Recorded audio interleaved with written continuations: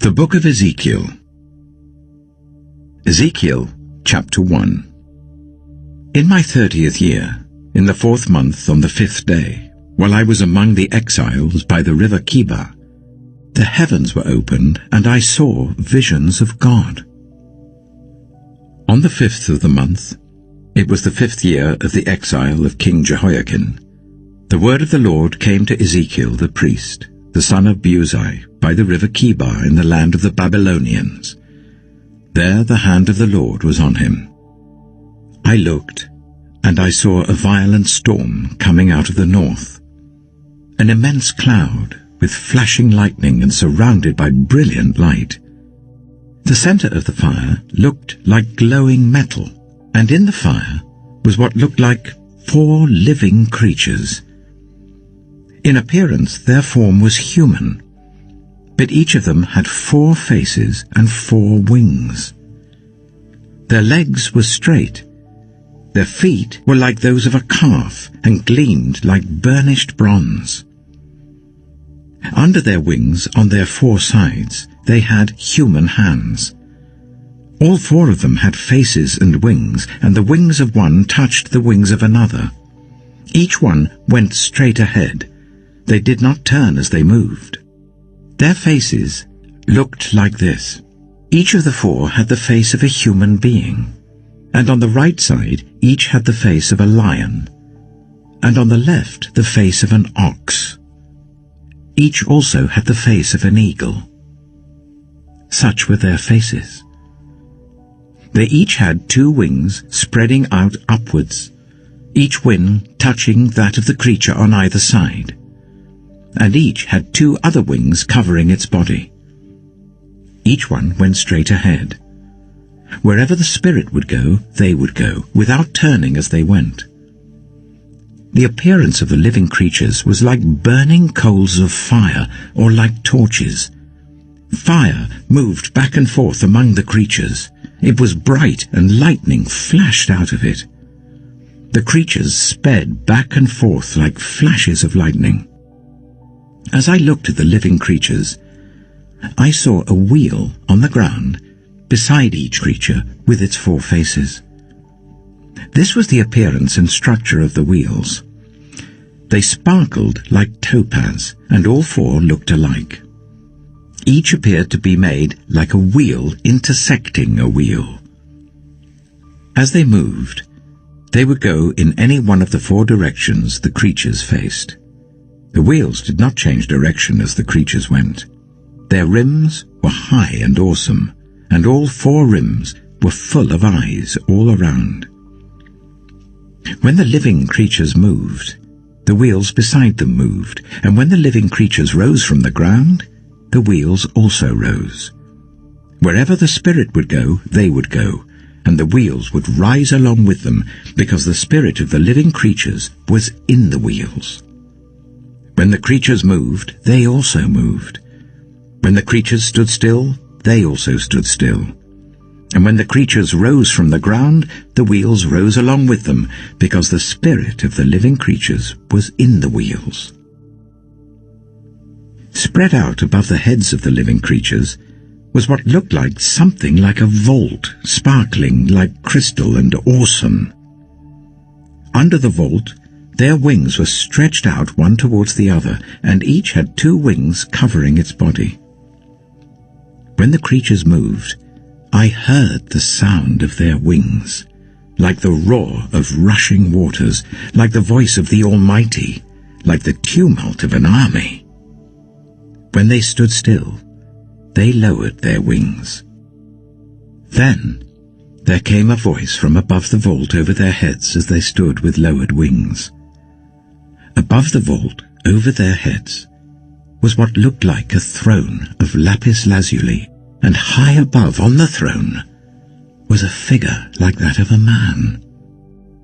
I saw that from what appeared to be his waist up, he looked like glowing metal, as if full of fire, and that from there down he looked like fire, and brilliant light surrounded him.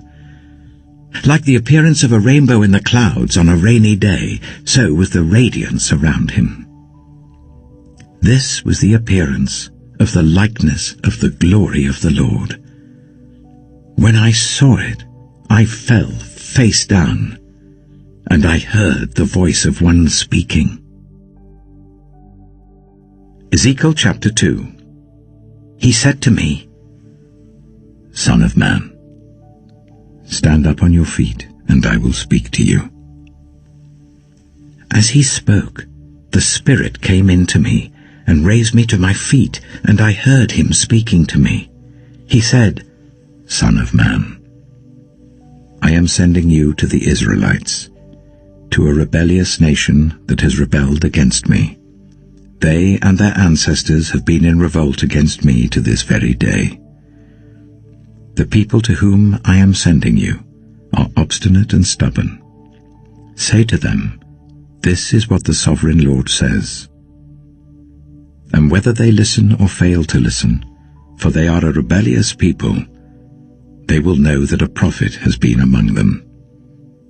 And you, Son of man, do not be afraid of them or their words. Do not be afraid, though briars and thorns are all around you, and you live among scorpions. Do not be afraid of what they say, or be terrified by them, though they are a rebellious people.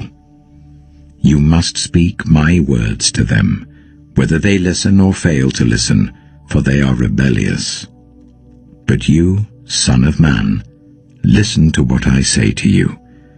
Do not rebel like that rebellious people. Open your mouth and eat what I give you.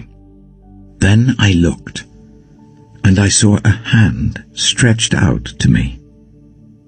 In it was a scroll, which he unrolled before me. On both sides of it were written words of lament and mourning and woe. Ezekiel chapter 3. And he said to me, Son of man, eat what is before you. Eat this scroll. Then go and speak to the people of Israel. So I opened my mouth, and he gave me the scroll to eat. Then he said to me, Son of man, eat this scroll I am giving you and fill your stomach with it. So I ate it, and it tasted as sweet as honey in my mouth. He then said to me, Son of man, go now to the people of Israel and speak my words to them. You are not being sent to a people of obscure speech and strange language, but to the people of Israel. Not to many peoples of obscure speech and strange language, whose words you cannot understand. Surely, if I had sent you to them, they would have listened to you. But the people of Israel are not willing to listen to you because they are not willing to listen to me, for all the Israelites are hardened and obstinate. But I will make you as unyielding and hardened as they are. I will make your forehead like the hardest stone, harder than flint. Do not be afraid of them, or terrified by them, though they are a rebellious people. And he said to me, Son of man, listen carefully and take to heart all the words I speak to you. Go now to your people in exile and speak to them. Say to them, This is what the sovereign Lord says, whether they listen or fail to listen. Then the Spirit lifted me up, and I heard behind me a loud rumbling sound as the glory of the Lord rose from the place where it was standing. It was the sound of the wings of the living creatures brushing against each other, and the sound of the wheels beside them, a loud rumbling sound. The Spirit then lifted me up and took me away, and I went in bitterness and in the anger of my spirit, with the strong hand of the Lord on me. I came to the exiles who lived at Tel Aviv, near the river Kibar, and there, where they were living, I sat among them for 7 days, deeply distressed. At the end of 7 days the word of the Lord came to me, Son of man, have made you a watchman for the people of Israel. So hear the word I speak and give them warning from me. When I say to a wicked person, you will surely die, and you do not warn them, or speak out to dissuade them from their evil ways in order to save their life, that wicked person will die for their sin, and I will hold you accountable for their blood. But if you do warn the wicked person, and they do not turn from their wickedness or from their evil ways, they will die for their sin, but you will have saved yourself. Again, when a righteous person turns from their righteousness and does evil, and I put a stumbling block before them, they will die. Since you did not warn them, they will die for their sin. The righteous things that person did will not be remembered, and I will hold you accountable for their blood. But if you do warn the righteous person not to sin, and they do not sin, they will surely live because they took warning, and you will have saved yourself. The hand of the Lord was on me there, and he said to me, Get up and go out to the plain, and there I will speak to you. So I got up and went out to the plain, and the glory of the Lord was standing there, like the glory I had seen by the river Kibar, and I fell face down.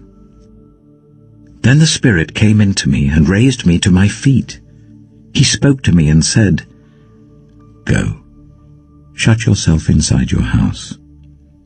And you, son of man, they will tie with ropes. You will be bound so that you cannot go out among the people. I will make your tongue stick to the roof of your mouth, so that you will be silent and unable to rebuke them, for they are a rebellious people. But when I speak to you, I will open your mouth, and you shall say to them, This is what the Sovereign Lord says. Whoever will listen, let them listen, and whoever will refuse, let them refuse, for they are a rebellious people. Ezekiel chapter 4. Now, son of man, take a block of clay, put it in front of you and draw the city of Jerusalem on it. Then lay siege to it. Erect siege works against it, build a ramp up to it, set up camps against it, and put battering rams around it. Then take an iron pan, place it as an iron wall between you and the city, and turn your face towards it. It will be under siege, and you shall besiege it. This will be a sign to the people of Israel. Then lie on your left side, and put the sin of the people of Israel upon yourself. You are to bear their sin for the number of days you lie on your side. I have assigned you the same number of days as the years of their sin. So for 390 days you will bear the sin of the people of Israel. After you have finished this, lie down again, this time on your right side, and bear the sin of the people of Judah.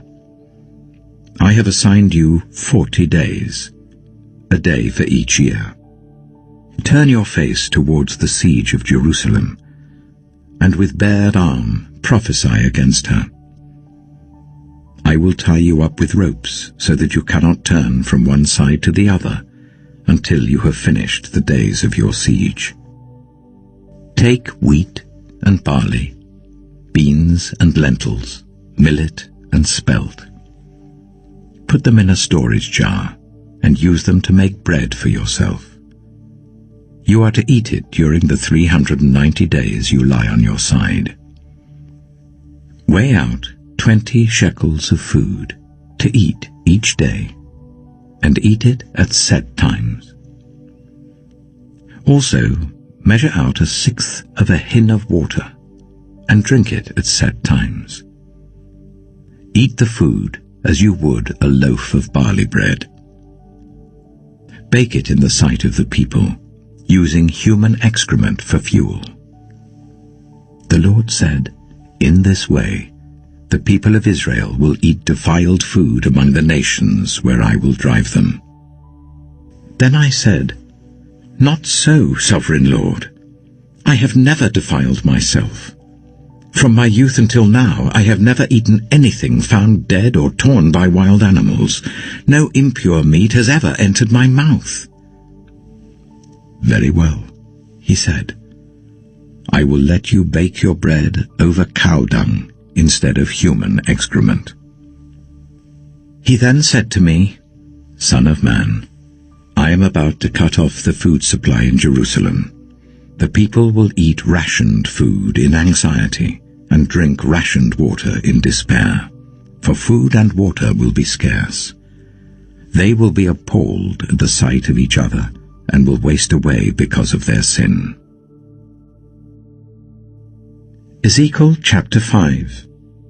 "Now, son of man, take a sharp sword and use it as a barber's razor to shave your head and your beard.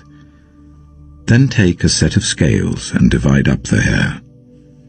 When the days of your siege come to an end, burn a third of the hair inside the city. Take a third and strike it with the sword all around the city, and scatter a third to the wind, for I will pursue them with drawn sword. But take a few hairs and tuck them away in the folds of your garment. Again, take a few of these and throw them into the fire and burn them up.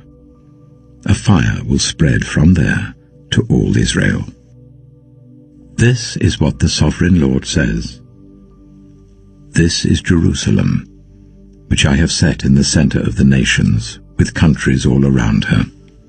Yet, in her wickedness, she has rebelled against my laws and decrees more than the nations and countries around her.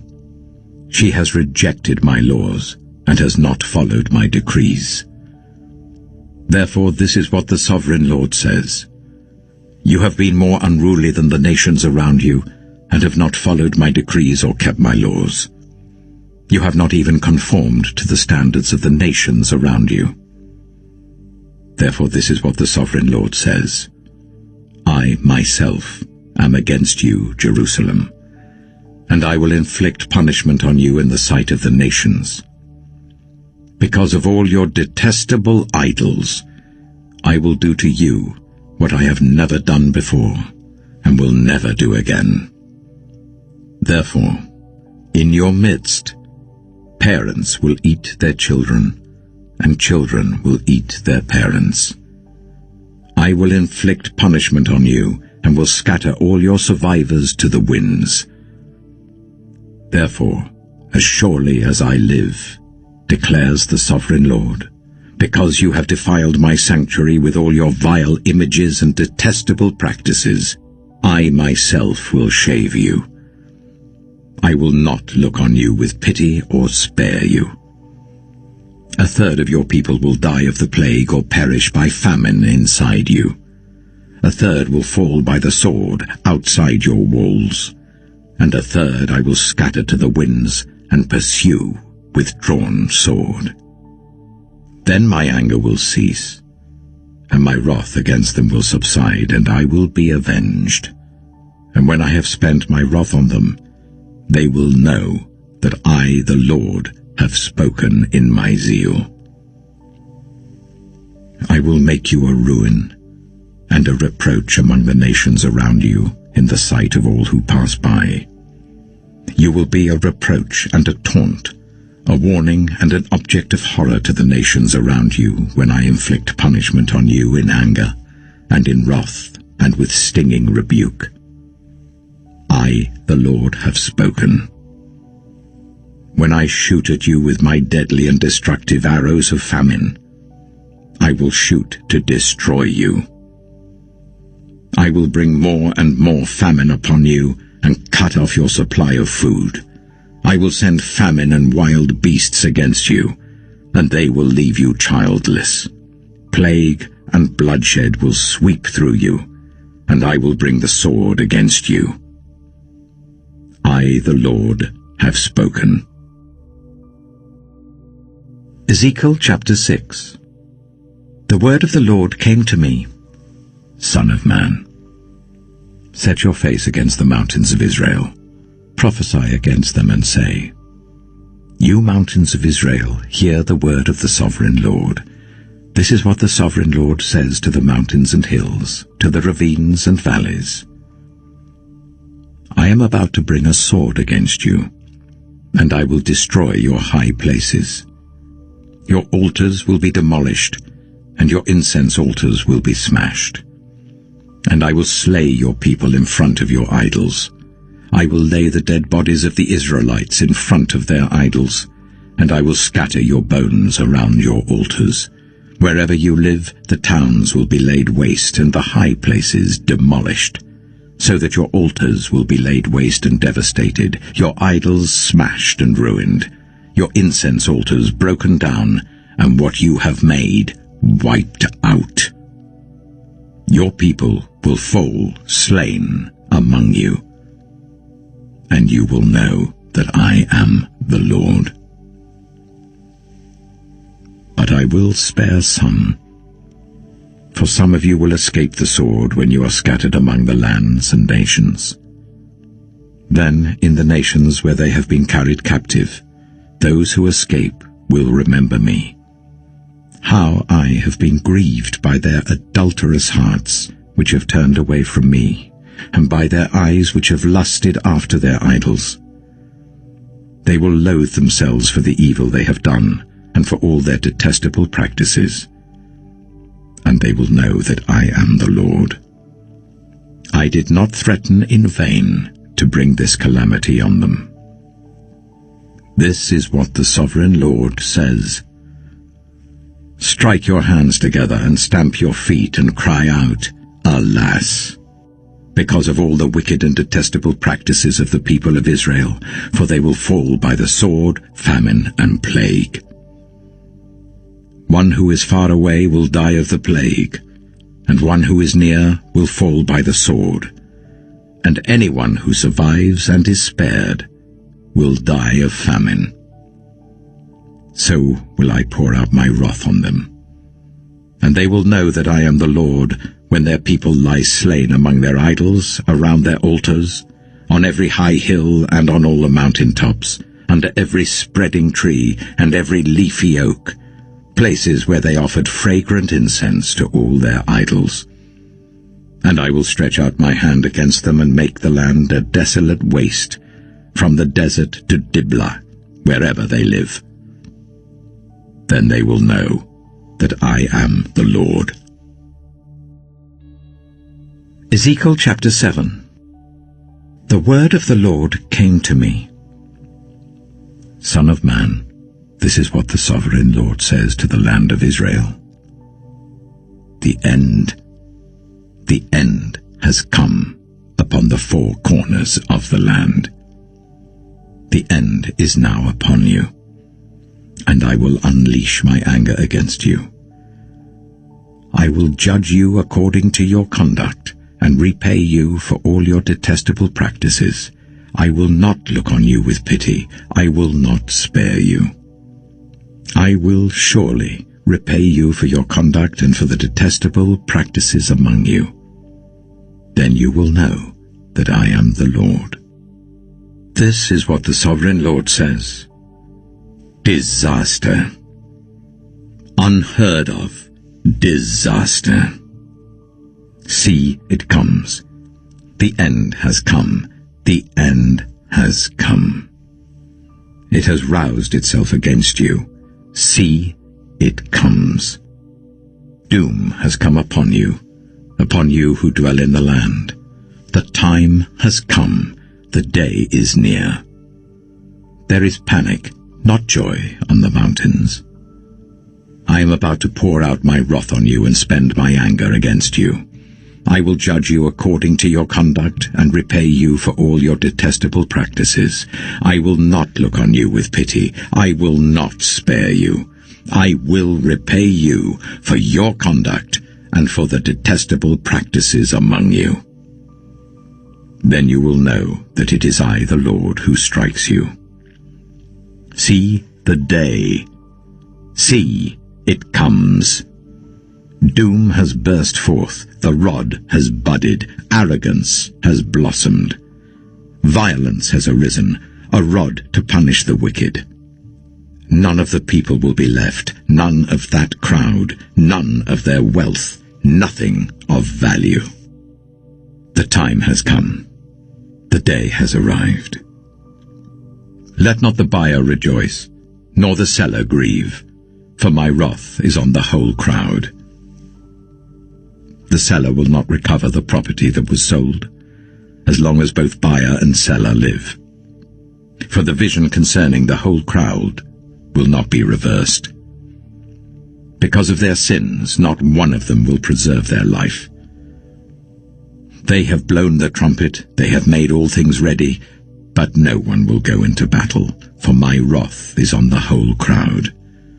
Outside is the sword, inside a plague and famine. Those in the country will die by the sword, those in the city will be devoured by famine and plague. The fugitives who escape will flee to the mountains. Like doves of the valleys they will all moan, each for their own sins. Every hand will go limp, every leg will be wet with urine. They will put on sackcloth and be clothed with terror. Every face will be covered with shame, and every head will be shaved. They will throw their silver into the streets, and their gold will be treated as a thing unclean.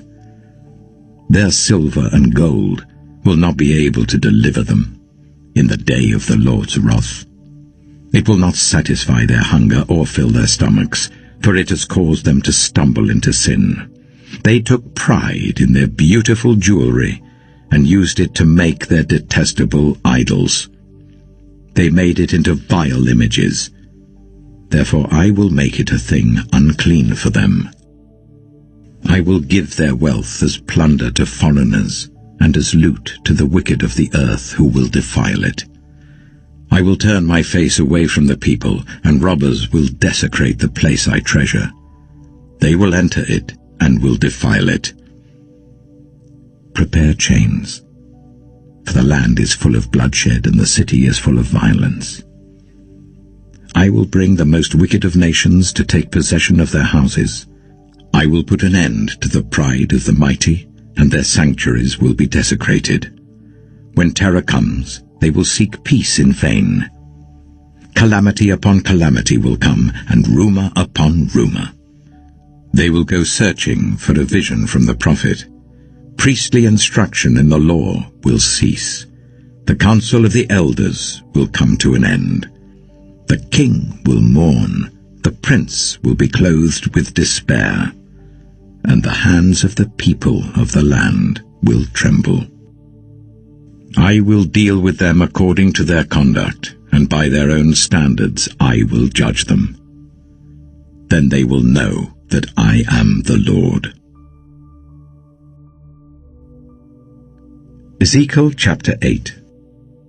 In the 6th year, in the 6th month on the 5th day, while I was sitting in my house and the elders of Judah were sitting before me, the hand of the sovereign Lord came on me there. I looked, and I saw a figure like that of a man. From what appeared to be his waist down, he was like fire, and from there up, his appearance was as bright as glowing metal. He stretched out what looked like a hand, and took me by the hair of my head.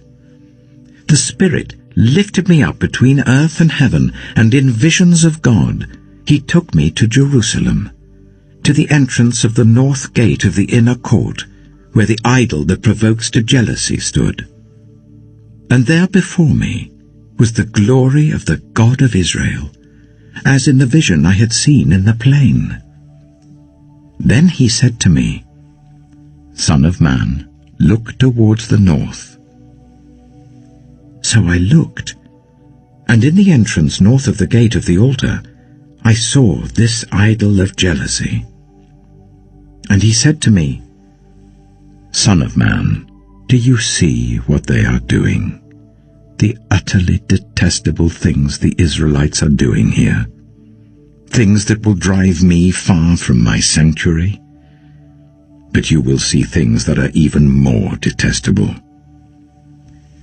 Then he brought me to the entrance to the court. I looked, and I saw a hole in the wall. He said to me, "Son of man, now dig into the wall." So I dug into the wall and saw a doorway there. And he said to me, "Go in and see the wicked and detestable things they are doing here." So I went in and looked, and I saw portrayed over all the walls all kinds of crawling things and unclean animals and all the idols of Israel. In front of them stood 70 elders of Israel, and Jaazaniah, son of Shaphan, was standing among them. Each had a censer in his hand, and a fragrant cloud of incense was rising. He said to me, "Son of man, have you seen what the elders of Israel are doing in the darkness, each at the shrine of his own idol? They say, 'The Lord does not see us, the Lord has forsaken the land.'" Again he said, "You will see them doing things that are even more detestable." Then he brought me to the entrance of the north gate of the house of the Lord, and I saw women sitting there, mourning the god Tammuz. He said to me, "Do you see this, son of man? You will see things that are even more detestable than this." He then brought me into the inner court of the house of the Lord, and there, at the entrance to the temple, between the portico and the altar, were about 25 men. With their backs towards the temple of the Lord, and their faces towards the east, they were bowing down to the sun in the east. He said to me, "Have you seen this, son of man? Is it a trivial matter for the people of Judah to do the detestable things they are doing here? Must they also fill the land with violence and continually arouse my anger? Look at them putting the branch to their nose. Therefore I will deal with them in anger. I will not look on them with pity or spare them. Although they shout in my ears, I will not listen to them." Ezekiel chapter 9. Then I heard him call out in a loud voice, "Bring near those who are appointed to execute judgment on the city, each with a weapon in his hand."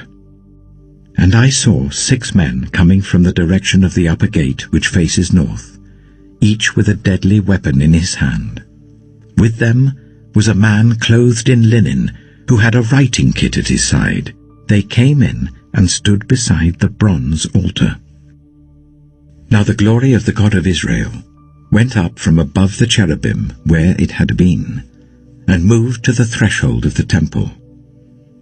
Then the Lord called to the man clothed in linen, who had the writing kit at his side, and said to him, "Go throughout the city of Jerusalem, and put a mark on the foreheads of those who grieve and lament over all the detestable things that are done in it."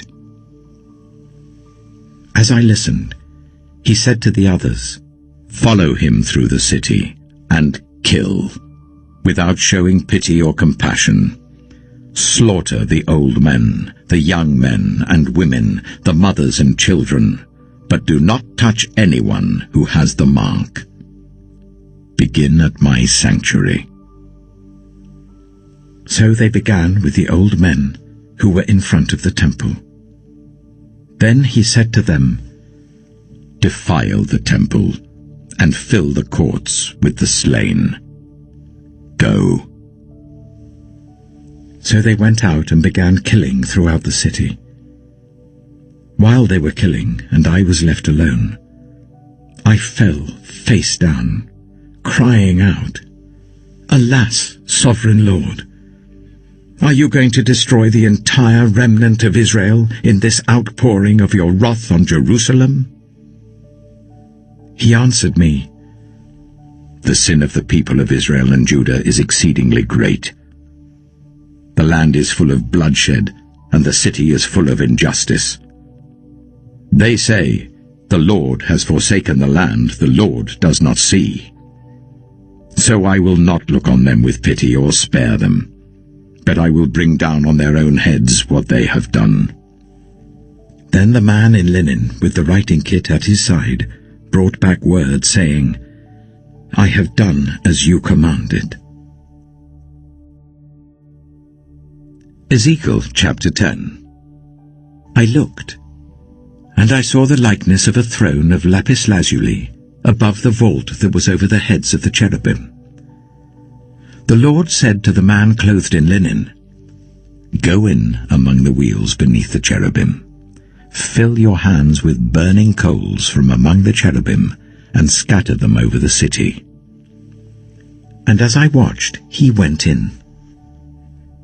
Now the cherubim were standing on the south side of the temple when the man went in, and a cloud filled the inner court. Then the glory of the Lord rose from above the cherubim and moved to the threshold of the temple. The cloud filled the temple, and the court was full of the radiance of the glory of the Lord. The sound of the wings of the cherubim could be heard as far away as the outer court, like the voice of God Almighty when he speaks. When the Lord commanded the man in linen, Take fire from among the wheels and from among the cherubim, the man went in and stood beside the wheel. Then one of the cherubim reached out his hand to the fire that was among them. He took up some of it and put it into the hands of the man in linen, who took it and went out. Under the wings of the cherubim could be seen what looked like human hands. I looked, and I saw beside the cherubim 4 wheels, one beside each of the cherubim. The wheels sparkled like topaz. As for their appearance, the 4 of them looked alike. Each was like a wheel intersecting a wheel. As they moved, they would go in any one of the 4 directions the cherubim faced. The wheels did not turn about as the cherubim went. The cherubim went in whatever direction the head faced, without turning as they went. Their entire bodies, including their backs, their hands, and their wings, were completely full of eyes, as were their 4 wheels. I heard the wheels being called the whirling wheels. Each of the cherubim had 4 faces. One face was that of a cherub, the second the face of a human being, the third the face of a lion, and the 4th the face of an eagle. Then the cherubim rose upward. These were the living creatures I had seen by the river Kibar. When the cherubim moved, the wheels beside them moved, and when the cherubim spread their wings to rise from the ground, the wheels did not leave their side. When the cherubim stood still, they also stood still, and when the cherubim rose, they rose with them, because the spirit of the living creatures was in them. Then the glory of the Lord departed from over the threshold of the temple and stopped above the cherubim. While I watched, the cherubim spread their wings and rose from the ground, and as they went, the wheels went with them. They stopped at the entrance of the east gate of the Lord's house, and the glory of the God of Israel was above them. These were the living creatures I had seen beneath the God of Israel by the river Kibar, and I realized that they were cherubim. Each had 4 faces and 4 wings, and under their wings was what looked like human hands. Their faces had the same appearance as those I had seen by the river Kibar. Each one went straight ahead. Ezekiel chapter 11. Then the Spirit lifted me up and brought me to the gate of the house of the Lord that faces east. There, at the entrance of the gate, were 25 men, and I saw among them Jaazaniah son of Azur and Pelatiah son of Benaiah, leaders of the people. The Lord said to me, Son of man, these are the men who are plotting evil and giving wicked advice in this city. They say, haven't our houses been recently rebuilt? This city is a pot, and we are the meat in it. Therefore, prophesy against them. Prophesy, Son of Man. Then the Spirit of the Lord came on me, and he told me to say, This is what the Lord says. This is what you are saying, you leaders of Israel, but I know what is going through your mind. You have killed many people in this city and filled its streets with the dead. Therefore this is what the Sovereign Lord says. The bodies you have thrown there are the meat, and this city is the pot, but I will drive you out of it. You fear the sword, and the sword is what I will bring against you, declares the Sovereign Lord. I will drive you out of the city, and deliver you into the hands of foreigners, and inflict punishment on you. You will fall by the sword, and I will execute judgment on you at the borders of Israel. Then you will know that I am the Lord. This city will not be a pot for you, nor will you be the meat in it. I will execute judgment on you at the borders of Israel, and you will know that I am the Lord. For you have not followed my decrees or kept my laws, but have conformed to the standards of the nations around you. Now, as I was prophesying, Pelatiah son of Benaiah died. Then I fell face down and cried out in a loud voice, Alas, Sovereign Lord, will you completely destroy the remnant of Israel?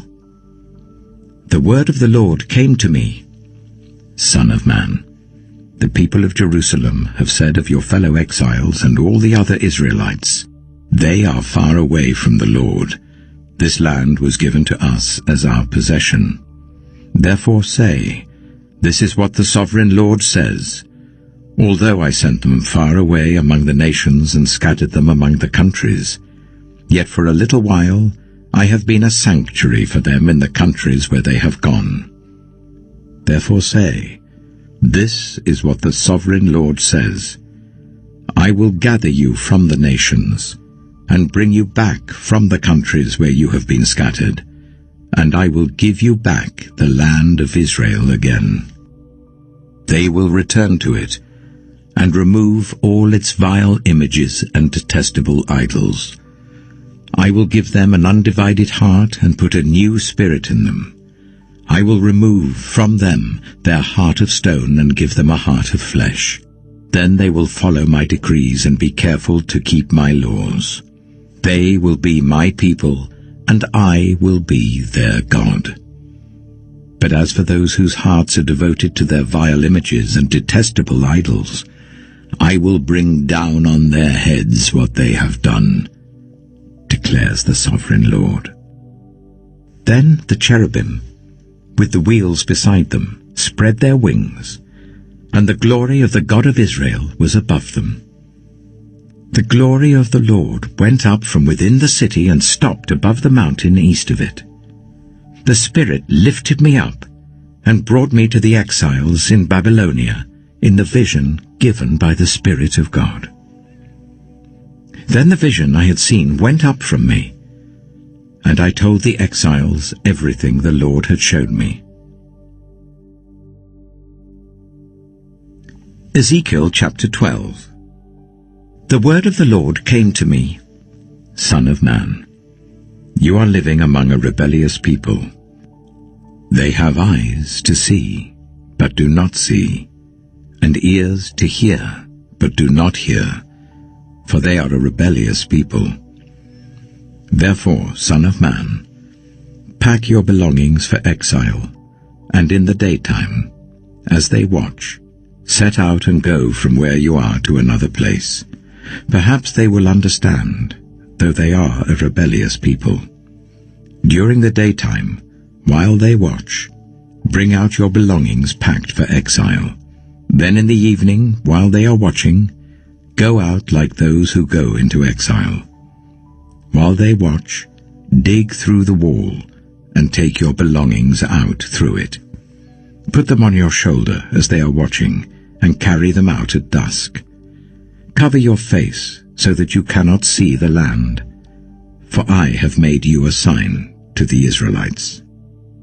So I did as I was commanded. During the day I brought out my things packed for exile. Then in the evening I dug through the wall with my hands. I took my belongings out at dusk, carrying them on my shoulders while they watched. In the morning, the word of the Lord came to me. Son of man, did not the Israelites, that rebellious people, ask you, "What are you doing?" Say to them, "This is what the sovereign Lord says. This prophecy concerns the prince in Jerusalem and all the Israelites who are there. Say to them, I am a sign to you. As I have done, so it will be done to them. They will go into exile as captives. The prince among them will put his things on his shoulder at dusk and leave, and a hole will be dug in the wall for him to go through. He will cover his face so that he cannot see the land. I will spread my net for him, and he will be caught in my snare. I will bring him to Babylonia, the land of the Chaldeans, but he will not see it, and there he will die. I will scatter to the winds all those around him, his staff and all his troops, and I will pursue them with drawn sword. They will know that I am the Lord when I disperse them among the nations and scatter them through the countries. But I will spare a few of them from the sword, famine and plague, so that in the nations where they go, they may acknowledge all their detestable practices. Then they will know that I am the Lord. The word of the Lord came to me. Son of man, tremble as you eat your food, and shudder in fear as you drink your water. Say to the people of the land, this is what the sovereign Lord says about those living in Jerusalem and in the land of Israel. They will eat their food in anxiety and drink their water in despair, for their land will be stripped of everything in it because of the violence of all who live there. The inhabited towns will be laid waste, and the land will be desolate. Then you will know that I am the Lord. The word of the Lord came to me. Son of man, what is this proverb you have in the land of Israel? The days go by and every vision comes to nothing. Say to them, this is what the sovereign Lord says. I am going to put an end to this proverb, and they will no longer quote it in Israel. Say to them, the days are near when every vision will be fulfilled, for there will be no more false visions or flattering divinations among the people of Israel. But I, the Lord, will speak what I will, and it shall be fulfilled without delay. For in your days, you rebellious people, I will fulfill whatever I say, declares the sovereign Lord. The word of the Lord came to me, Son of man. The Israelites are saying, the vision he sees is for many years from now, and he prophesies about the distant future. Therefore say to them, this is what the sovereign Lord says, none of my words will be delayed any longer. Whatever I say will be fulfilled, declares the sovereign Lord. Ezekiel chapter 13. The word of the Lord came to me, Son of man, prophesy against the prophets of Israel who are now prophesying. Say to those who prophesy out of their own imagination, hear the word of the Lord. This is what the sovereign Lord says. Woe to the foolish prophets who follow their own spirit and have seen nothing. Your prophets, Israel, are like jackals among ruins. You have not gone up to the breaches in the wall to repair it for the people of Israel, so that it will stand firm in the battle on the day of the Lord. Their visions are false, and their divinations a lie. Even though the Lord has not sent them, they say, the Lord declares, and expect him to fulfill their words. Have you not seen false visions, and uttered lying divinations when you say, the Lord declares, though I have not spoken? Therefore this is what the sovereign Lord says. Because of your false words and lying visions, I am against you, declares the sovereign Lord. My hand will be against the prophets who see false visions and utter lying divinations. They will not belong to the council of my people or be listed in the records of Israel, nor will they enter the land of Israel.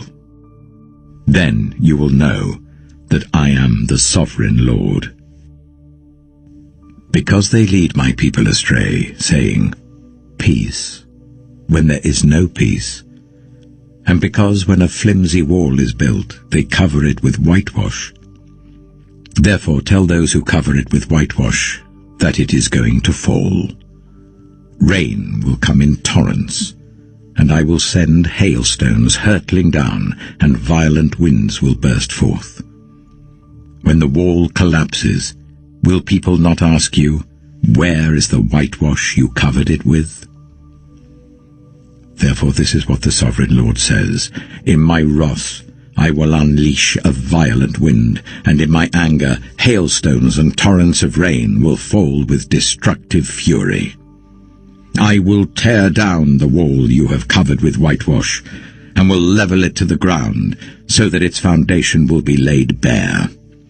When it falls, you will be destroyed in it, and you will know that I am the Lord. So I will pour out my wrath against the wall, and against those who covered it with whitewash. I will say to you, the wall is gone, and so are those who whitewashed it, those prophets of Israel who prophesied to Jerusalem and saw visions of peace for her when there was no peace, declares the sovereign Lord. Now, Son of Man, set your face against the daughters of your people who prophesy out of their own imagination. Prophesy against them, and say, this is what the sovereign Lord says. Woe to the women who sew magic charms on all their wrists, and make veils of various lengths for their heads in order to ensnare people. Will you ensnare the lives of my people but preserve your own? You have profaned me among my people for a few handfuls of barley and scraps of bread. By lying to my people, who listen to lies, you have killed those who should not have died, and have spared those who should not live. Therefore this is what the sovereign Lord says. I am against your magic charms with which you ensnare people like birds, and I will tear them from your arms. I will set free the people that you ensnare like birds. I will tear off your veils and save my people from your hands, and they will no longer fall prey to your power. Then you will know that I am the Lord. Because you disheartened the righteous with your lies, when I had brought them no grief, and because you encouraged the wicked not to turn from their evil ways and so save their lives, therefore you will no longer see false visions or practice divination. I will save my people from your hands, and then you will know that I am the Lord. Ezekiel chapter 14. Some of the elders of Israel came to me and sat down in front of me. Then the word of the Lord came to me, Son of man, these men have set up idols in their hearts and put wicked stumbling blocks before their faces. Should I let them inquire of me at all? Therefore speak to them and tell them, this is what the sovereign Lord says.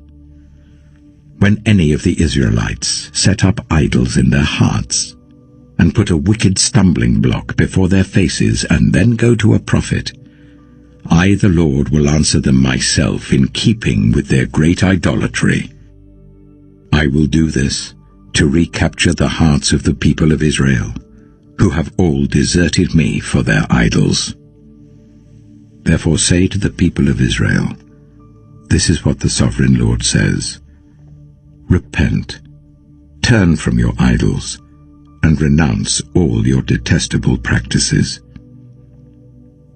When any of the Israelites or any foreigner residing in Israel separate themselves from me, and set up idols in their hearts, and put a wicked stumbling block before their faces, and then go to a prophet to inquire of me, I, the Lord, will answer them myself. I will set my face against them and make them an example and a byword. I will remove them from my people. Then you will know that I am the Lord. And if the prophet is enticed to utter a prophecy, I, the Lord, have enticed that prophet, and I will stretch out my hand against him and destroy him from among my people Israel. They will bear their guilt. The prophet will be as guilty as the one who consults him. Then the people of Israel will no longer stray from me, nor will they defile themselves any more with all their sins. They will be my people, and I will be their God, declares the sovereign Lord. The word of the Lord came to me, Son of man.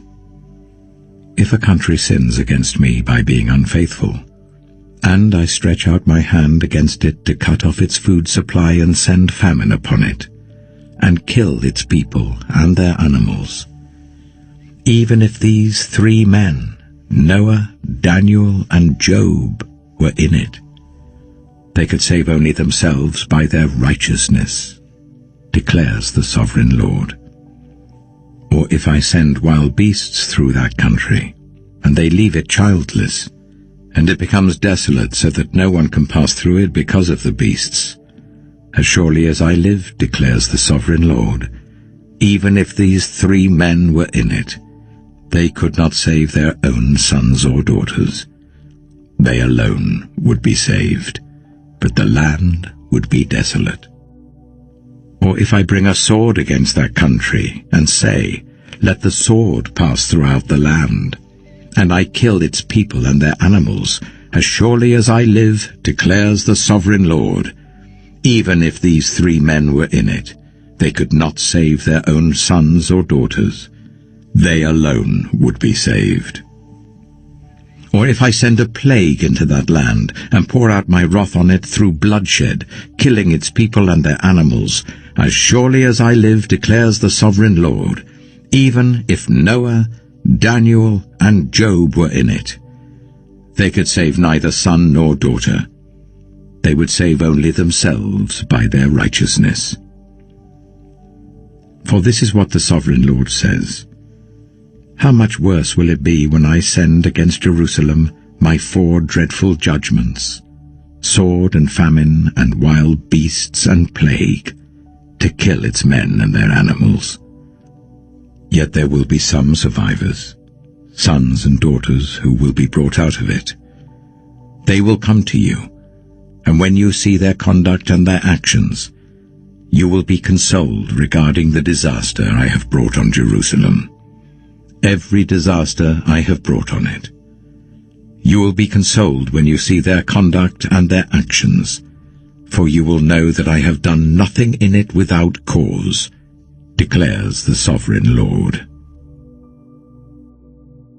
Ezekiel chapter 15. The word of the Lord came to me, Son of man, how is the wood of a vine different from that of a branch from any of the trees in the forest? Is wood ever taken from it to make anything useful? Do they make pegs from it to hang things on? After it is thrown on the fire as fuel, and the fire burns both ends and chars the middle, is it then useful for anything?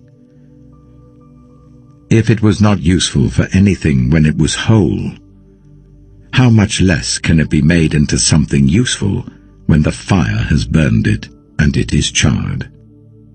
Therefore this is what the sovereign Lord says.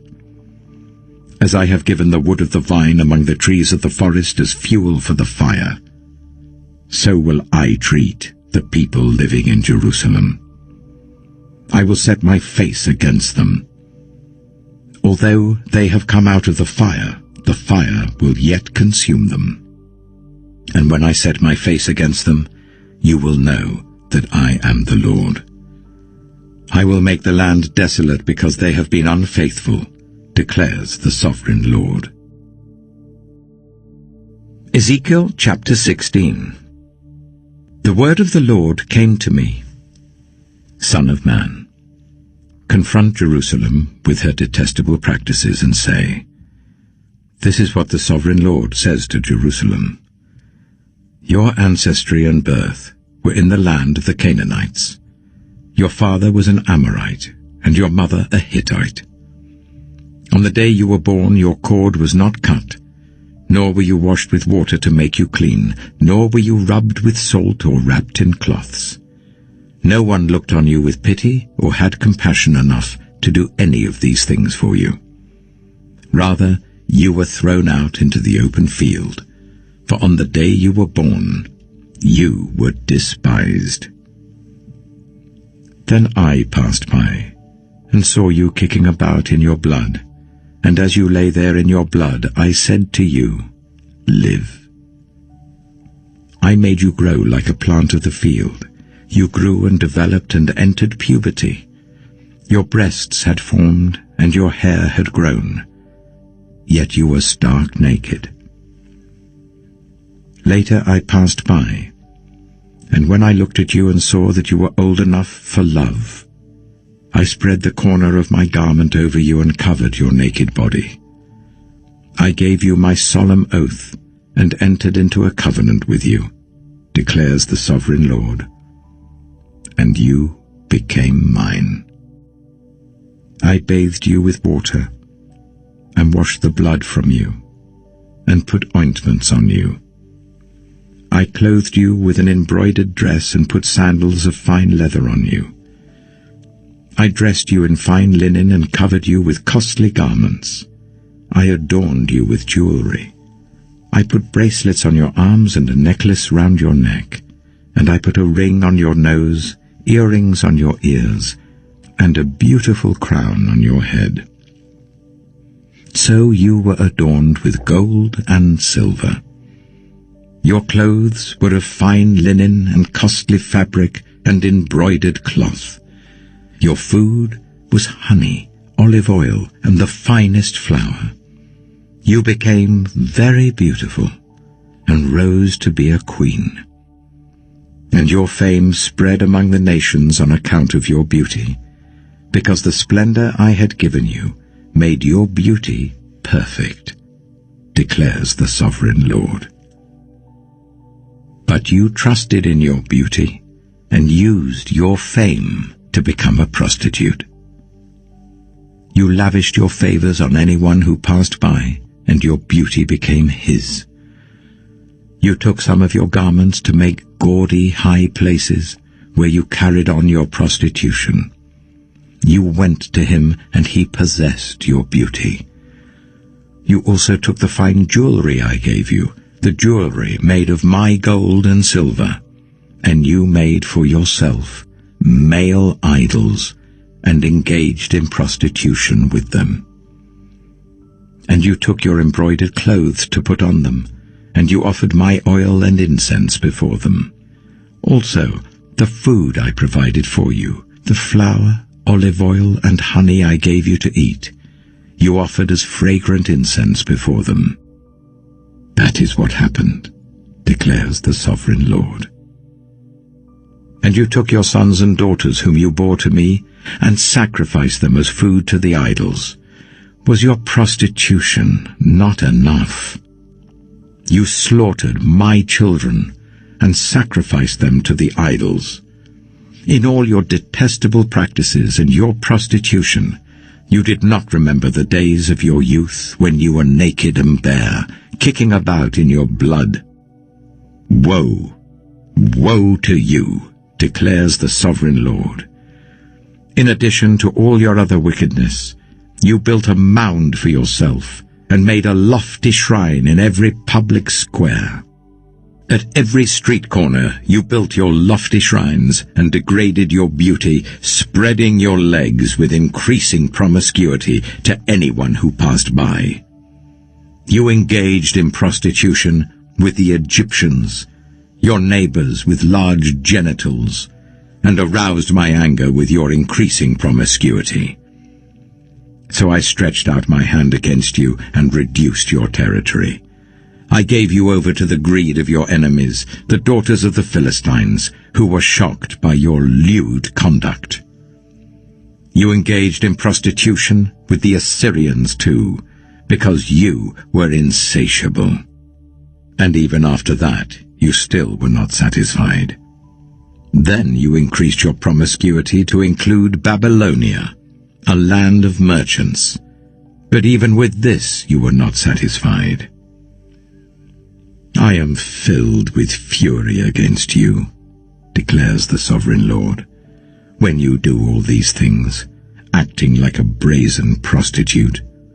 When you built your mounds at every street corner, and made your lofty shrines in every public square, you were unlike a prostitute, because you scorned payment. You adulterous wife, you prefer strangers to your own husband. All prostitutes receive gifts, but you give gifts to all your lovers, bribing them to come to you from everywhere for your illicit favors. So in your prostitution, you are the opposite of others.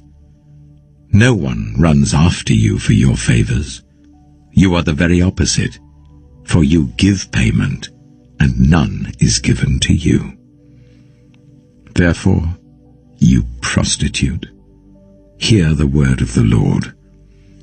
This is what the Sovereign Lord says. Because you poured out your lust and exposed your naked body and your promiscuity with your lovers, and because of all your detestable idols, and because you gave them your children's blood, therefore I am going to gather all your lovers with whom you found pleasure, those you loved as well as those you hated. I will gather them against you from all around, and will strip you in front of them, and they will see you stark naked. I will sentence you to the punishment of women who commit adultery and who shed blood. I will bring on you the blood vengeance of my wrath and jealous anger. Then I will deliver you into the hands of your lovers, and they will tear down your mounds and destroy your lofty shrines. They will strip you of your clothes and take your fine jewelry and leave you stark naked. They will bring a mob against you, who will stone you and hack you to pieces with their swords. They will burn down your houses and inflict punishment on you in the sight of many women. I will put a stop to your prostitution, and you will no longer pay your lovers. Then my wrath against you will subside, and my jealous anger will turn away from you. I will be calm and no longer angry. Because you did not remember the days of your youth, but enraged me with all these things, I will surely bring down on your head what you have done, declares the Sovereign Lord.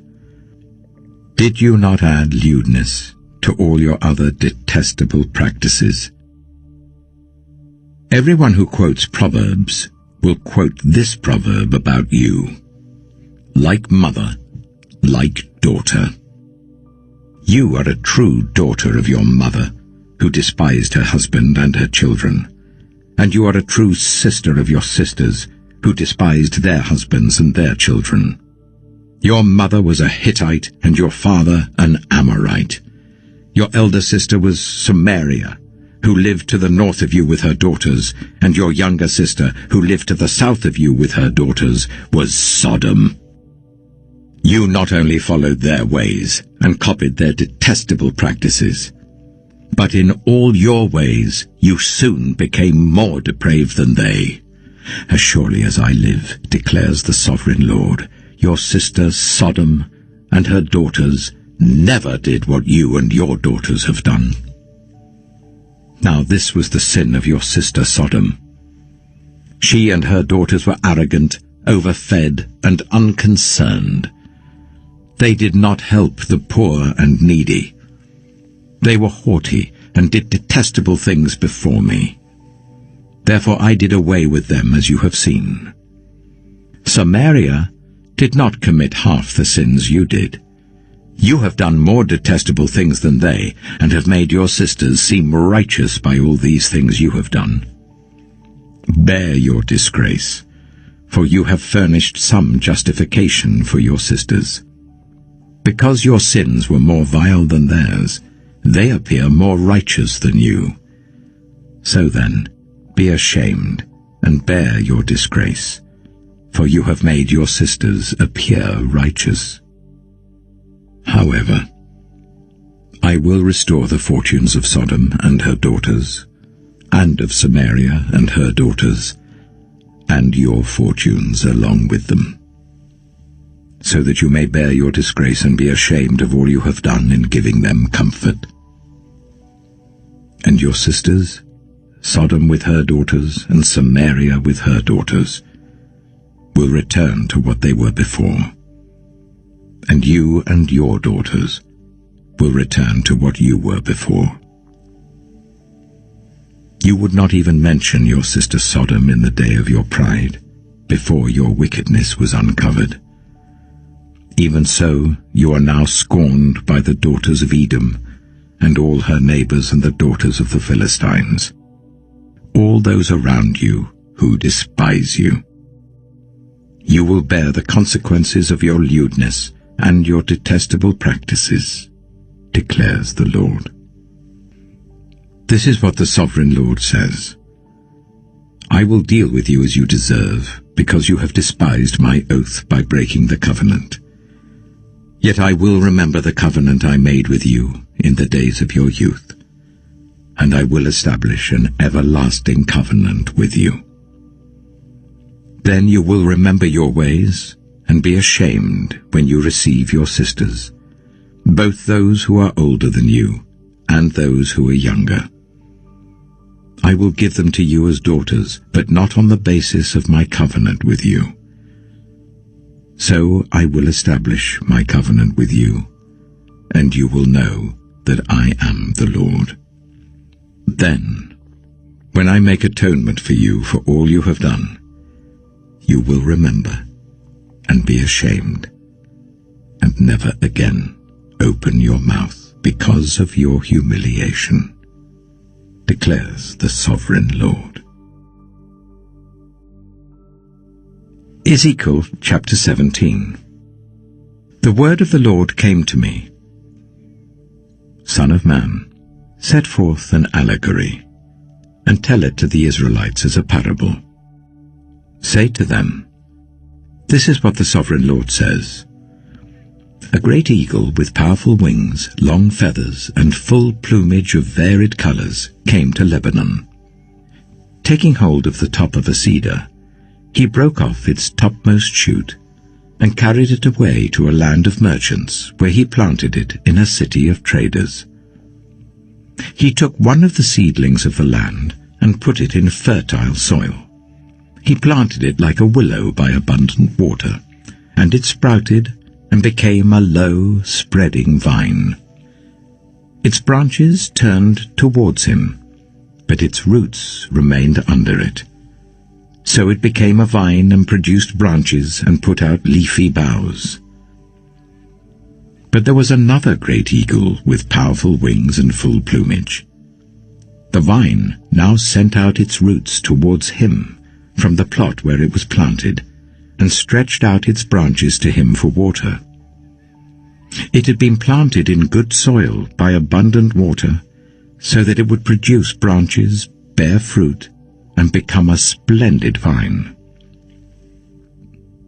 Say to them, this is what the Sovereign Lord says.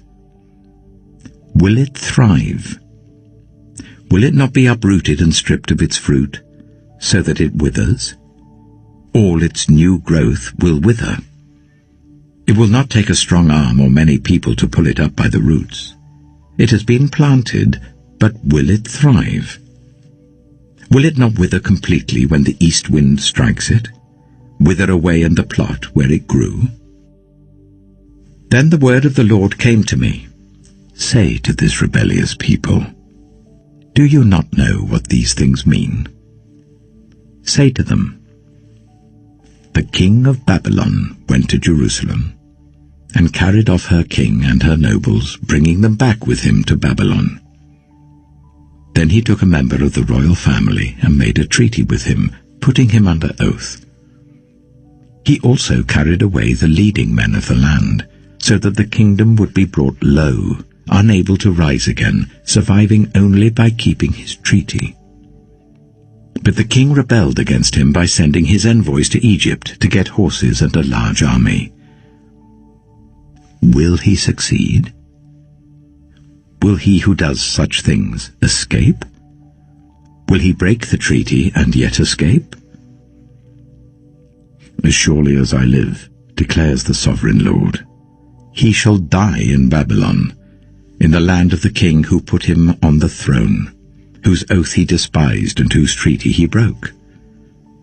Pharaoh, with his mighty army and great horde, will be of no help to him in war, when ramps are built and siege works erected to destroy many lives.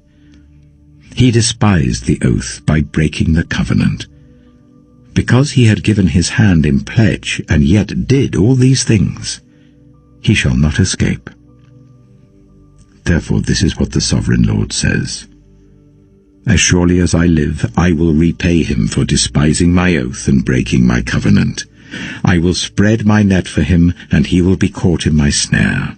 I will bring him to Babylon and execute judgment on him there, because he was unfaithful to me.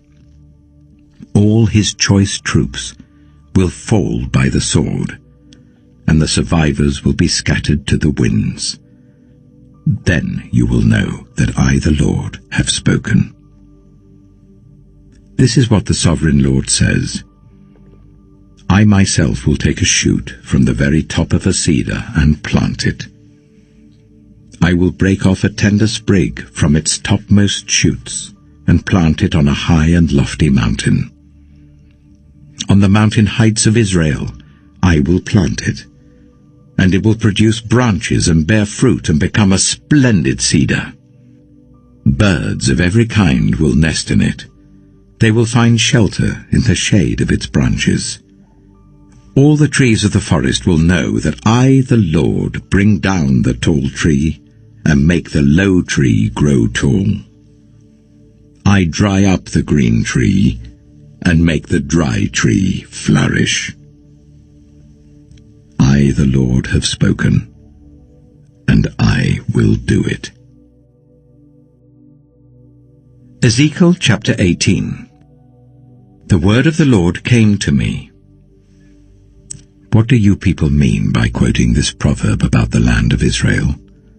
The parents eat sour grapes and the children's teeth are set on edge. As surely as I live, declares the sovereign Lord, you will no longer quote this proverb in Israel. For everyone belongs to me, the parent as well as the child, both alike belong to me. The one who sins is the one who will die. Suppose there is a righteous man who does what is just and right. He does not eat at the mountain shrines or look to the idols of Israel. He does not defile his neighbor's wife or have sexual relations with a woman during her period. He does not oppress anyone, but returns what he took in pledge for a loan. He does not commit robbery, but gives his food to the hungry and provides clothing for the naked. He does not lend to them at interest or take a profit from them. He withholds his hand from doing wrong and judges fairly between two parties. He follows my decrees and faithfully keeps my laws. That man is righteous. He will surely live, declares the sovereign Lord. Suppose he has a violent son, who sheds blood or does any of these other things, though the father has done none of them. He eats at the mountain shrines. He defiles his neighbor's wife. He oppresses the poor and needy. He commits robbery. He does not return what he took in pledge. He looks to the idols. He does detestable things. He lends at interest and takes a profit. Will such a man live? He will not. Because he has done all these detestable things, he is to be put to death. His blood will be on his own head. But suppose this son has a son who sees all the sins his father commits, and though he sees them, He does not do such things. He does not eat at the mountain shrines or look to the idols of Israel. He does not defile his neighbor's wife. He does not oppress anyone or require a pledge for a loan. He does not commit robbery, but gives his food to the hungry and provides clothing for the naked. He withholds his hand from ill-treating the poor and takes no interest or profit from them. He keeps my laws and follows my decrees. He will not die for his father's sin. He will surely live. But his father will die for his own sin, because he practiced extortion, robbed his brother, and did what was wrong among his people. Yet you ask, why does the son not share the guilt of his father? Since the son has done what is just and right and has been careful to keep all my decrees, he will surely live. The one who sins is the one who will die. The child will not share the guilt of the parent, nor will the parent share the guilt of the child. The righteousness of the righteous will be credited to them, and the wickedness of the wicked will be charged against them. But if a wicked person turns away from all the sins they have committed, and keeps all my decrees, and does what is just and right, that person will surely live. They will not die. None of the offenses they have committed will be remembered against them. Because of the righteous things they have done, they will live. Do I take any pleasure in the death of the wicked? Declares the Sovereign Lord. Rather am I not pleased when they turn from their ways and live. But if a righteous person turns from their righteousness and commits sin, and does the same detestable things the wicked person does, will they live? None of the righteous things that person has done will be remembered. Because of the unfaithfulness they are guilty of, and because of the sins they have committed, they will die. Yet you say, the way of the Lord is not just. Hear, you Israelites, is my way unjust? Is it not your ways that are unjust? If a righteous person turns from their righteousness and commits sin, they will die for it. Because of the sin they have committed, they will die. But if a wicked person turns away from the wickedness they have committed, and does what is just and right, they will save their life. Because they consider all the offenses they have committed and turn away from them, that person will surely live. They will not die. Yet the Israelites say, the way of the Lord is not just. Are my ways unjust, people of Israel? Is it not your ways that are unjust? Therefore, you Israelites, I will judge each of you according to your own ways, declares the Sovereign Lord. Repent. Turn away from all your offenses. Then sin will not be your downfall. Rid yourselves of all the offenses you have committed, and get a new heart and a new spirit. Why will you die, people of Israel? For I take no pleasure in the death of anyone, declares the Sovereign Lord. Repent and live.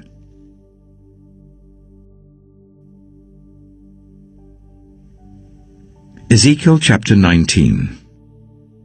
Take up a lament concerning the princes of Israel, and say, What a lioness was your mother among the lions! She lay down among them and reared her cubs.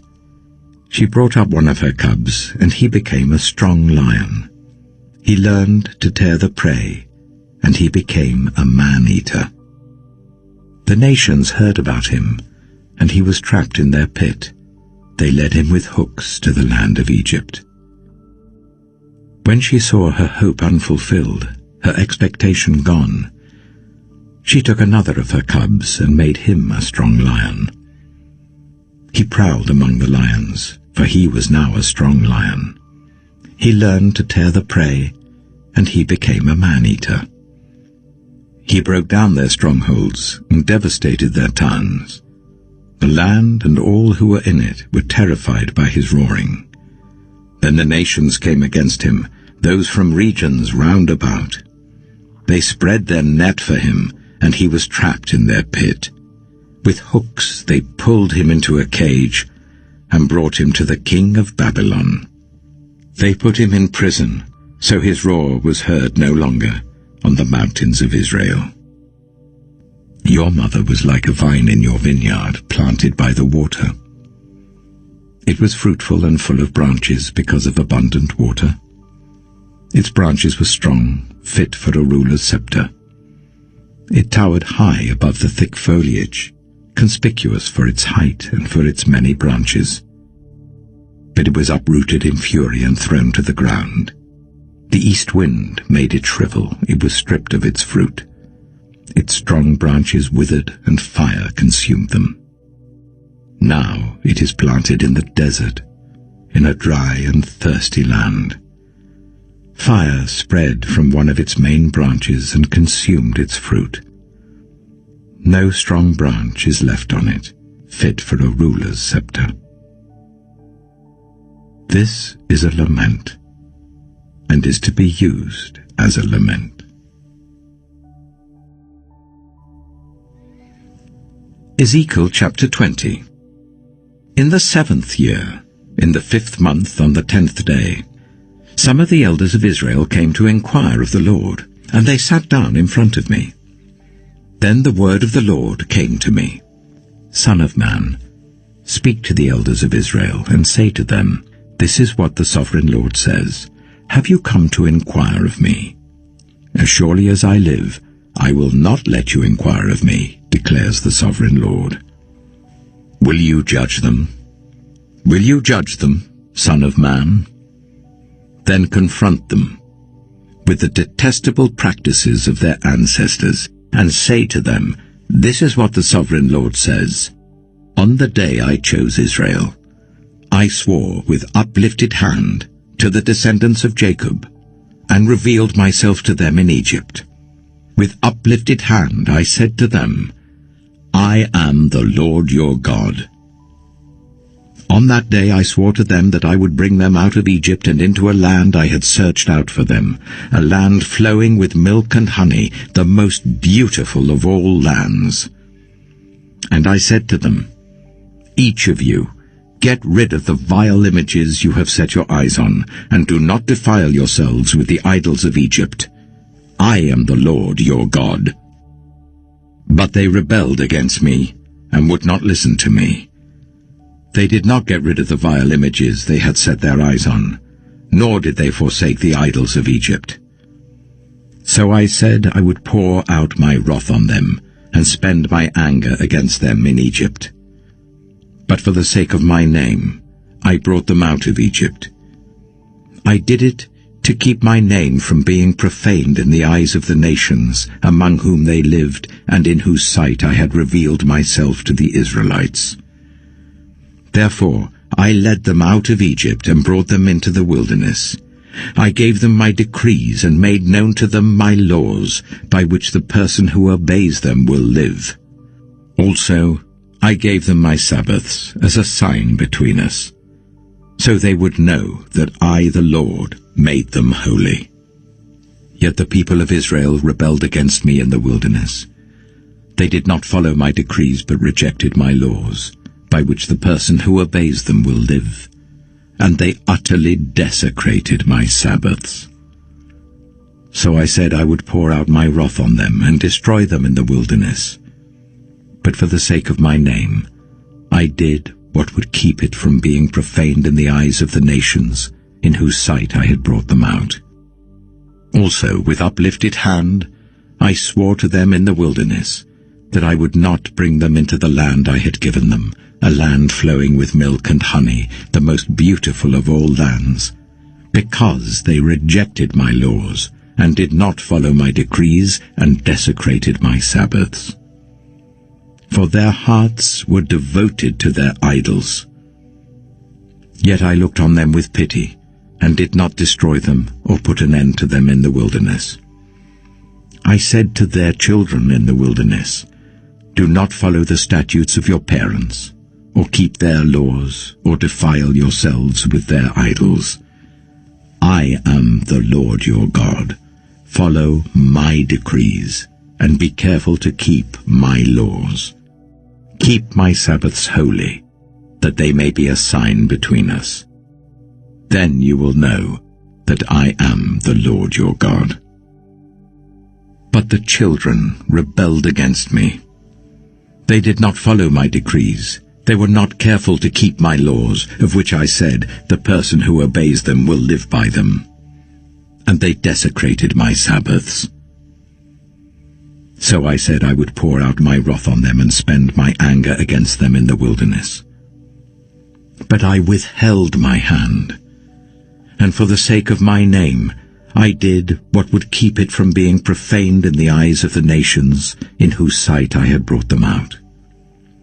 Also with uplifted hand I swore to them in the wilderness that I would disperse them among the nations and scatter them through the countries, because they had not obeyed my laws, but had rejected my decrees and desecrated my Sabbaths, and their eyes lusted after their parents' idols. So I gave them other statutes that were not good, and laws through which they could not live. I defiled them through their gifts, the sacrifice of every firstborn, that I might fill them with horror, so that they would know that I am the Lord. Therefore, Son of man, speak to the people of Israel and say to them, "This is what the sovereign Lord says. In this also your ancestors blasphemed me by being unfaithful to me. When I brought them into the land I had sworn to give them, and they saw any high hill or any leafy tree, there they offered their sacrifices, made offerings that aroused my anger, presented their fragrant incense, and poured out their drink offerings. Then I said to them, 'What is this high place you go to?' It is called Bema to this day. Therefore say to the Israelites, 'This is what the sovereign Lord says. Will you defile yourselves the way your ancestors did, and lust after their vile images? When you offer your gifts, the sacrifice of your children in the fire, you continue to defile yourselves with all your idols to this day. Am I to let you inquire of me, you Israelites? As surely as I live, declares the sovereign Lord, I will not let you inquire of me. You say, we want to be like the nations, like the peoples of the world, who serve wood and stone. But what you have in mind will never happen. As surely as I live, declares the sovereign Lord, I will reign over you with a mighty hand and an outstretched arm, and with outpoured wrath. I will bring you from the nations and gather you from the countries where you have been scattered, with a mighty hand and an outstretched arm, and with outpoured wrath.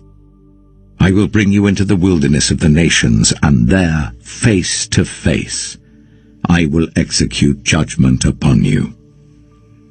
As I judged your ancestors in the wilderness of the land of Egypt, so I will judge you, declares the sovereign Lord.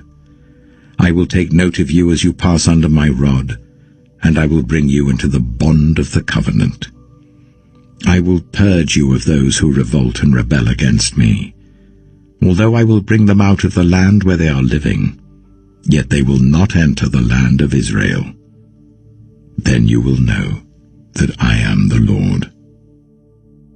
As for you, people of Israel, this is what the sovereign Lord says. Go and serve your idols, every one of you. But afterwards, you will surely listen to me and no longer profane my holy name with your gifts and idols. For on my holy mountain, the high mountain of Israel, declares the sovereign Lord, there in the land all the people of Israel will serve me, and there I will accept them. There I will require your offerings and your choice gifts, along with all your holy sacrifices. I will accept you as fragrant incense when I bring you out from the nations and gather you from the countries where you have been scattered, and I will be proved holy through you in the sight of the nations. Then you will know that I am the Lord, when I bring you into the land of Israel, the land I had sworn with uplifted hand to give to your ancestors. There you will remember your conduct and all the actions by which you have defiled yourselves, and you will loathe yourselves for all the evil you have done. You will know that I am the Lord, when I deal with you for my name's sake, and not according to your evil ways and your corrupt practices, you people of Israel, declares the sovereign Lord. The word of the Lord came to me. Son of man, set your face towards the south. Preach against the south, and prophesy against the forest of the southland. Say to the southern forest, hear the word of the Lord. This is what the sovereign Lord says. I am about to set fire to you, and it will consume all your trees, both green and dry. The blazing flame will not be quenched, and every face from south to north will be scorched by it. Everyone will see that I, the Lord, have kindled it. It will not be quenched. Then I said, Sovereign Lord, they are saying of me, isn't he just telling parables? Ezekiel chapter 21. The word of the Lord came to me. Son of man, set your face against Jerusalem and preach against the sanctuary. Prophesy against the land of Israel and say to her, this is what the Lord says. I am against you. I will draw my sword from its sheath and cut off from you both the righteous and the wicked. Because I am going to cut off the righteous and the wicked, my sword will be unsheathed against everyone from south to north. Then all people will know that I, the Lord, have drawn my sword from its sheath. It will not return again. Therefore groan, Son of man. Groan before them with broken heart and bitter grief. And when they ask you, why are you groaning? You shall say, because of the news that is coming. Every heart will melt with fear, and every hand grow limp. Every spirit will become faint, and every leg will be wet with urine. It is coming. It will surely take place, declares the sovereign Lord. The word of the Lord came to me. Son of man, prophesy and say, this is what the Lord says. A sword sharpened and polished, sharpened for the slaughter, polished to flash like lightning. Shall we rejoice in the scepter of my royal son? The sword despises every such stick. The sword is appointed to be polished, to be grasped with the hand. It is sharpened and polished, made ready for the hand of the slayer. Cry out and wail, Son of man, for it is against my people, it is against all the princes of Israel. They are thrown to the sword along with my people. Therefore beat your breast. Testing will surely come. And what if even the scepter, which the sword despises, does not continue, declares the sovereign Lord. So then, Son of man, prophesy and strike your hands together. Let the sword strike twice, even 3 times. It is a sword for slaughter, a sword for great slaughter, closing in on them from every side. So that hearts may melt with fear and the fallen be many, I have stationed the sword for slaughter at all their gates. Look, it is forged to strike like lightning. It is grasped for slaughter. Slash to the right, you sword, then to the left, wherever your blade is turned. I too will strike my hands together, and my wrath will subside. I, the Lord, have spoken. The word of the Lord came to me, Son of man, mark out 2 roads for the sword of the king of Babylon to take, both starting from the same country. Make a signpost where the road branches off to the city. Mark out 1 road for the sword to come against Rabbah of the Ammonites, and another against Judah and fortified Jerusalem.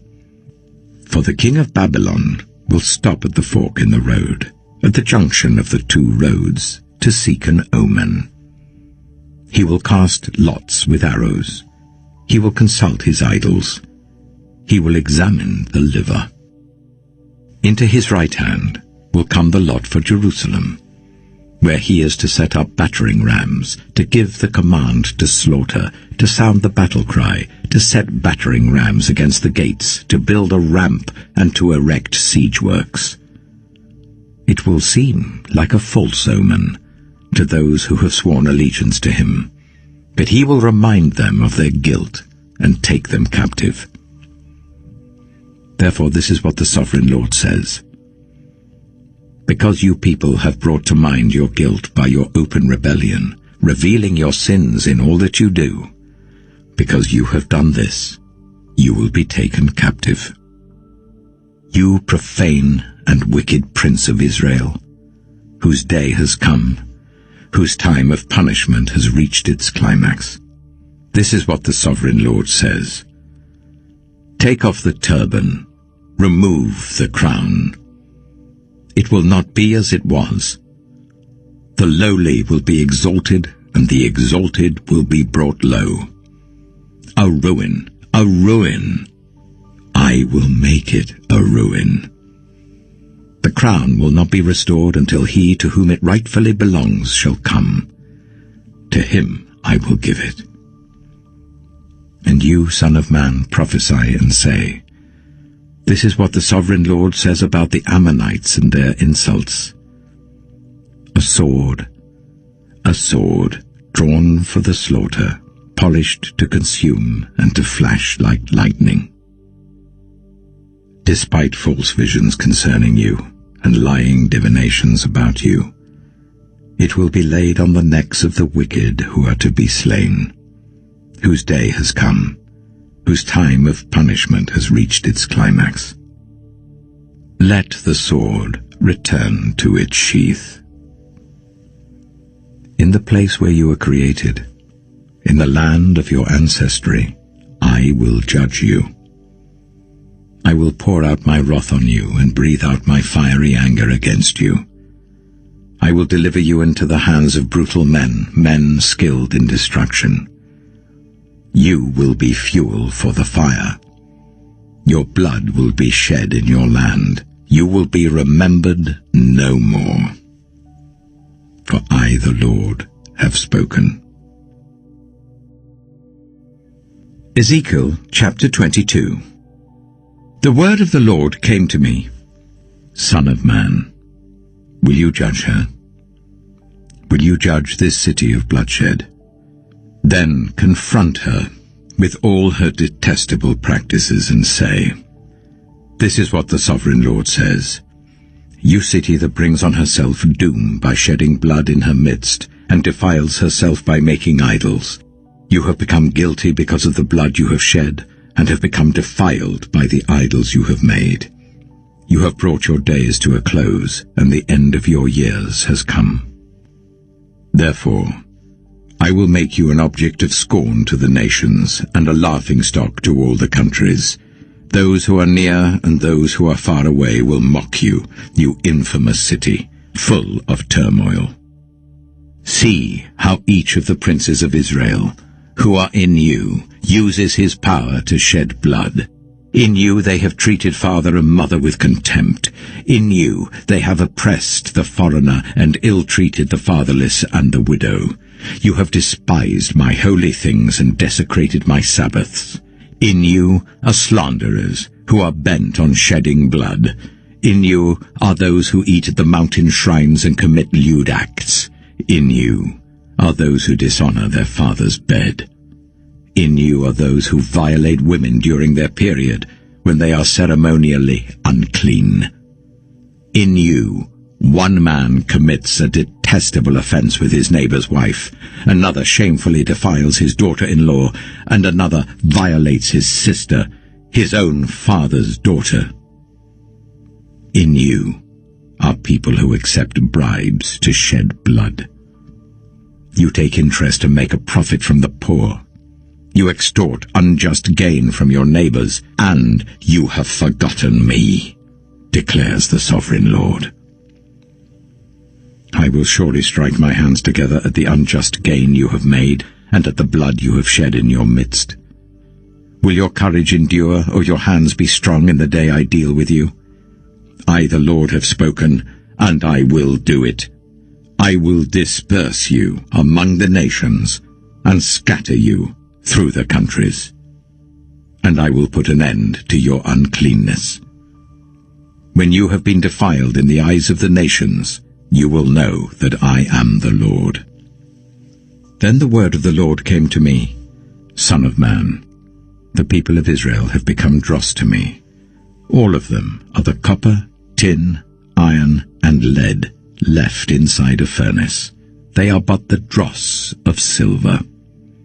Therefore this is what the Sovereign Lord says, because you have all become dross, I will gather you into Jerusalem.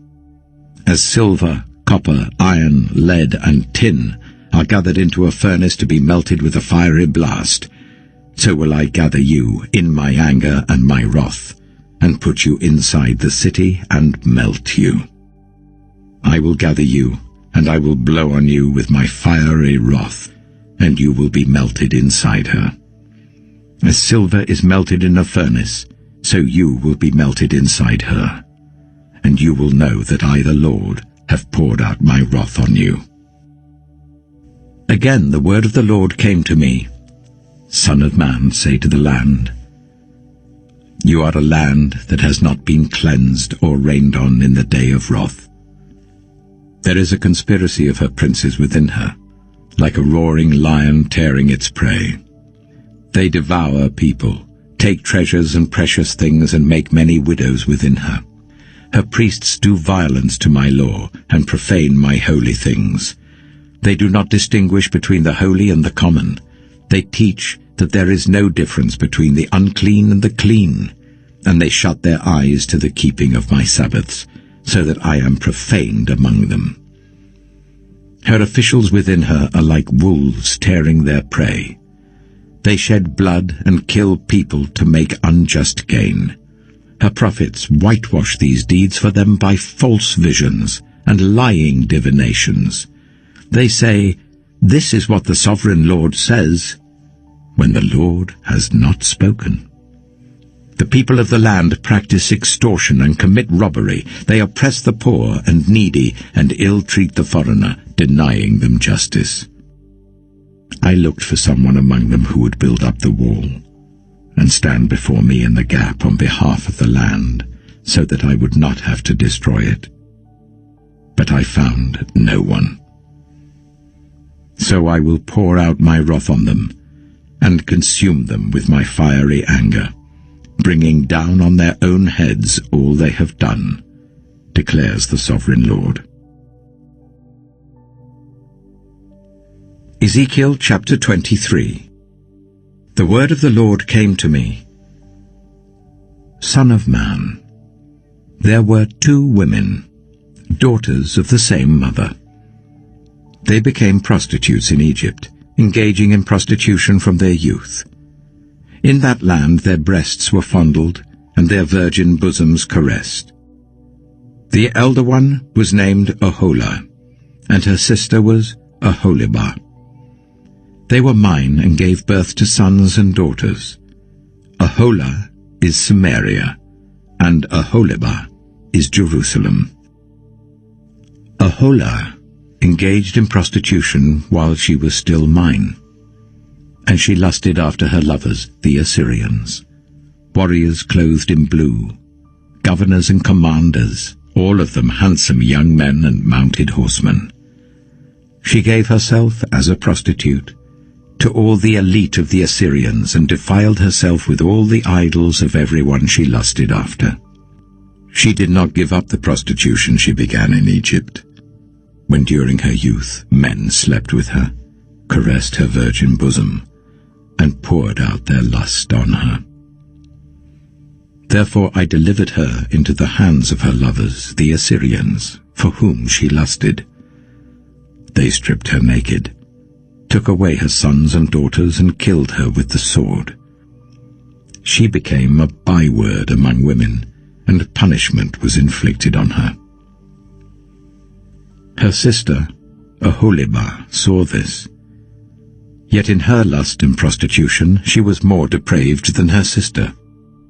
She too lusted after the Assyrians, governors and commanders, warriors in full dress, mounted horsemen, all handsome young men. I saw that she too defiled herself. Both of them went the same way. But she carried her prostitution still further.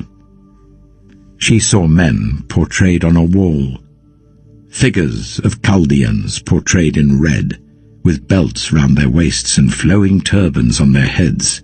All of them looked like Babylonian chariot officers, natives of Chaldea. As soon as she saw them, she lusted after them and sent messengers to them in Chaldea. Then the Babylonians came to her to the bed of love, and in their lust they defiled her.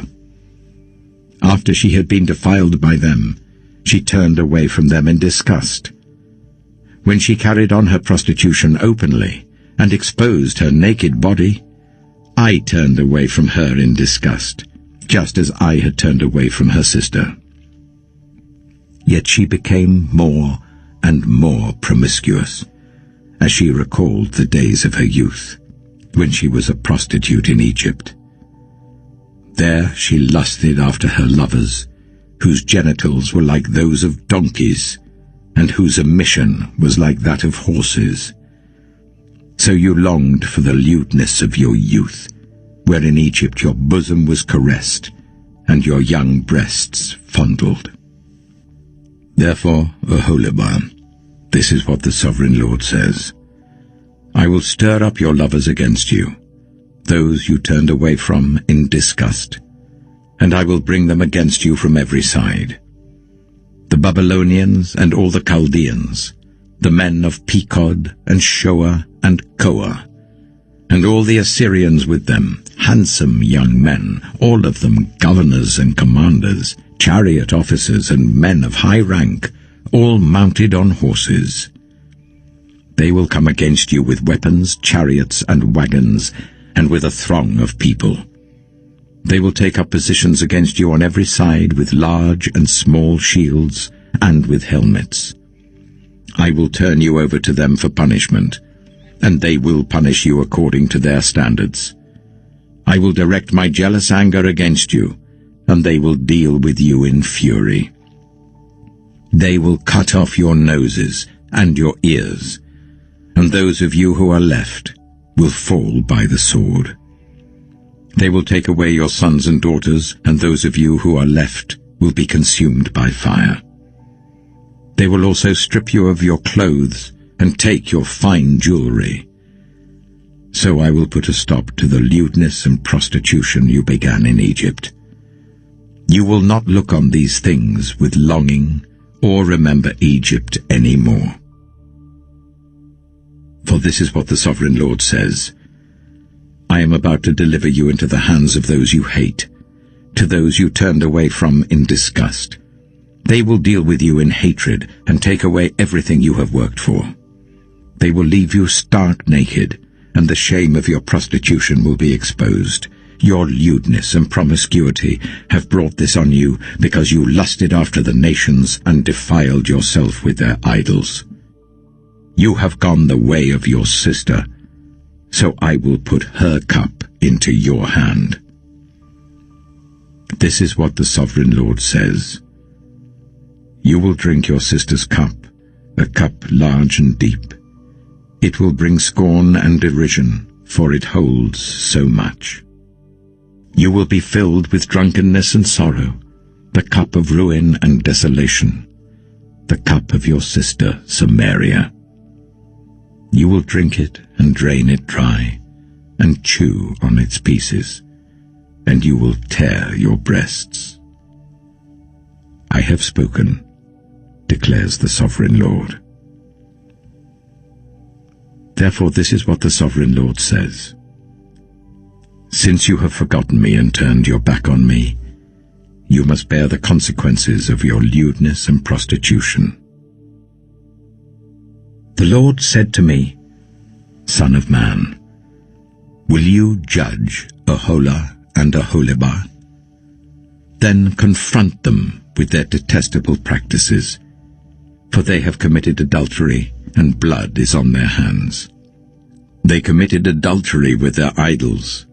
They even sacrificed their children, whom they bore to me, as food for them. They have also done this to me. At the same time they defiled my sanctuary and desecrated my Sabbaths. On the very day they sacrificed their children to their idols, they entered my sanctuary and desecrated it. That is what they did in my house.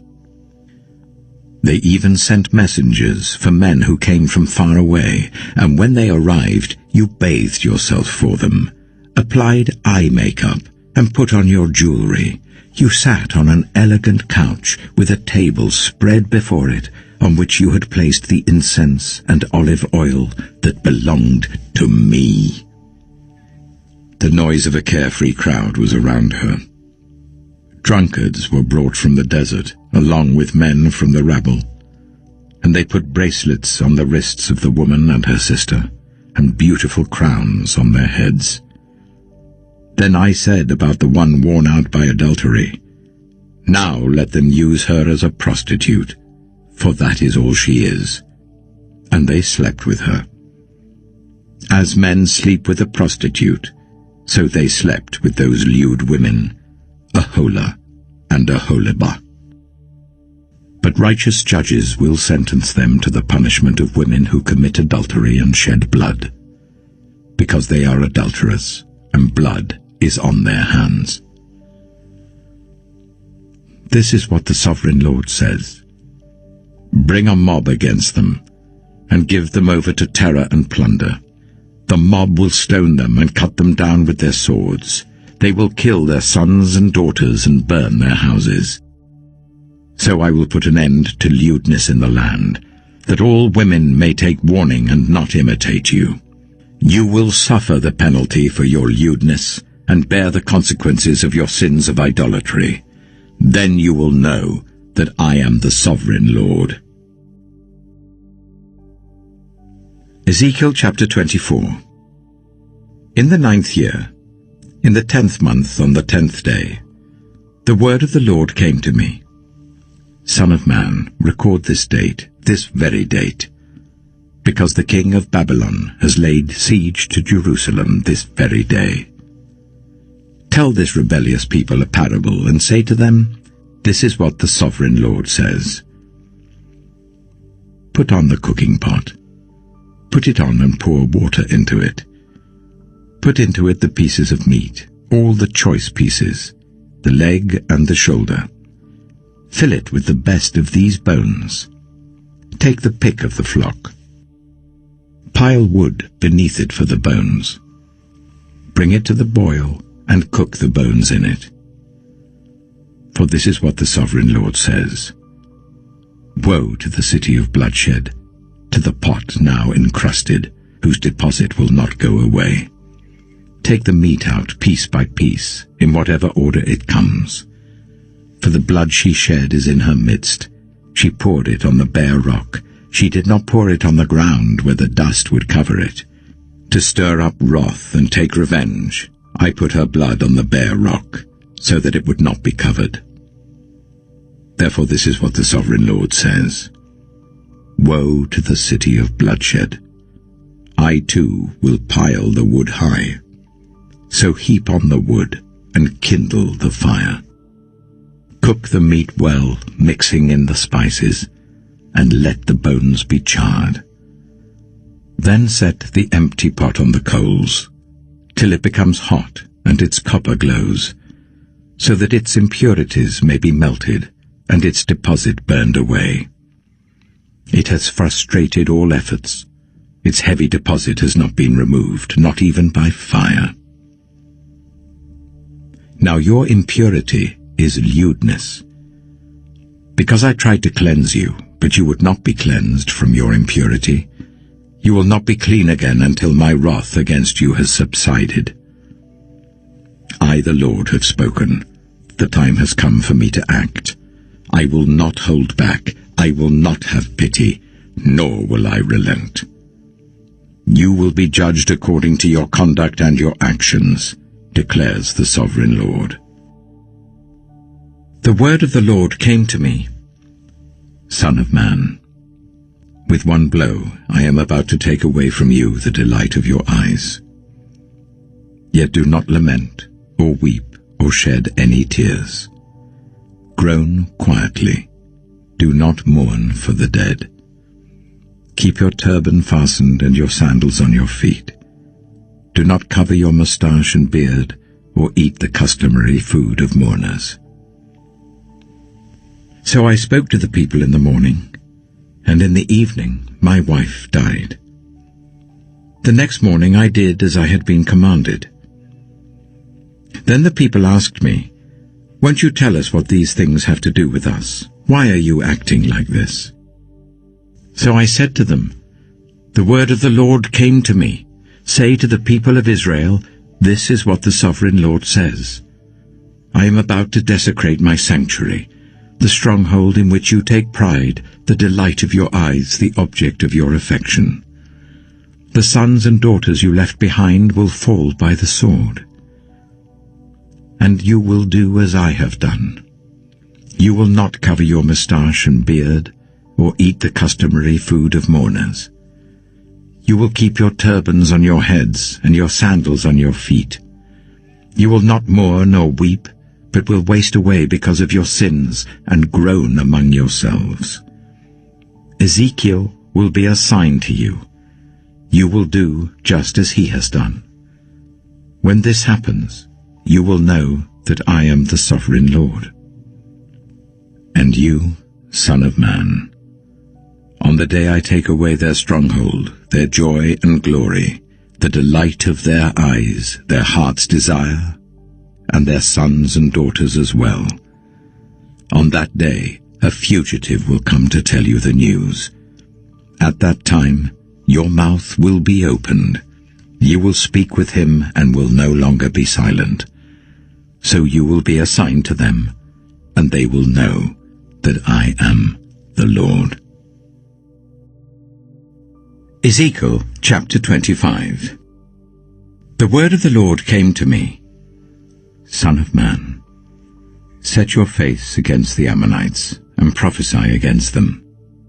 Say to them, hear the word of the Sovereign Lord. This is what the Sovereign Lord says. Because you said, Aha, over my sanctuary, when it was desecrated, and over the land of Israel when it was laid waste, and over the people of Judah when they went into exile.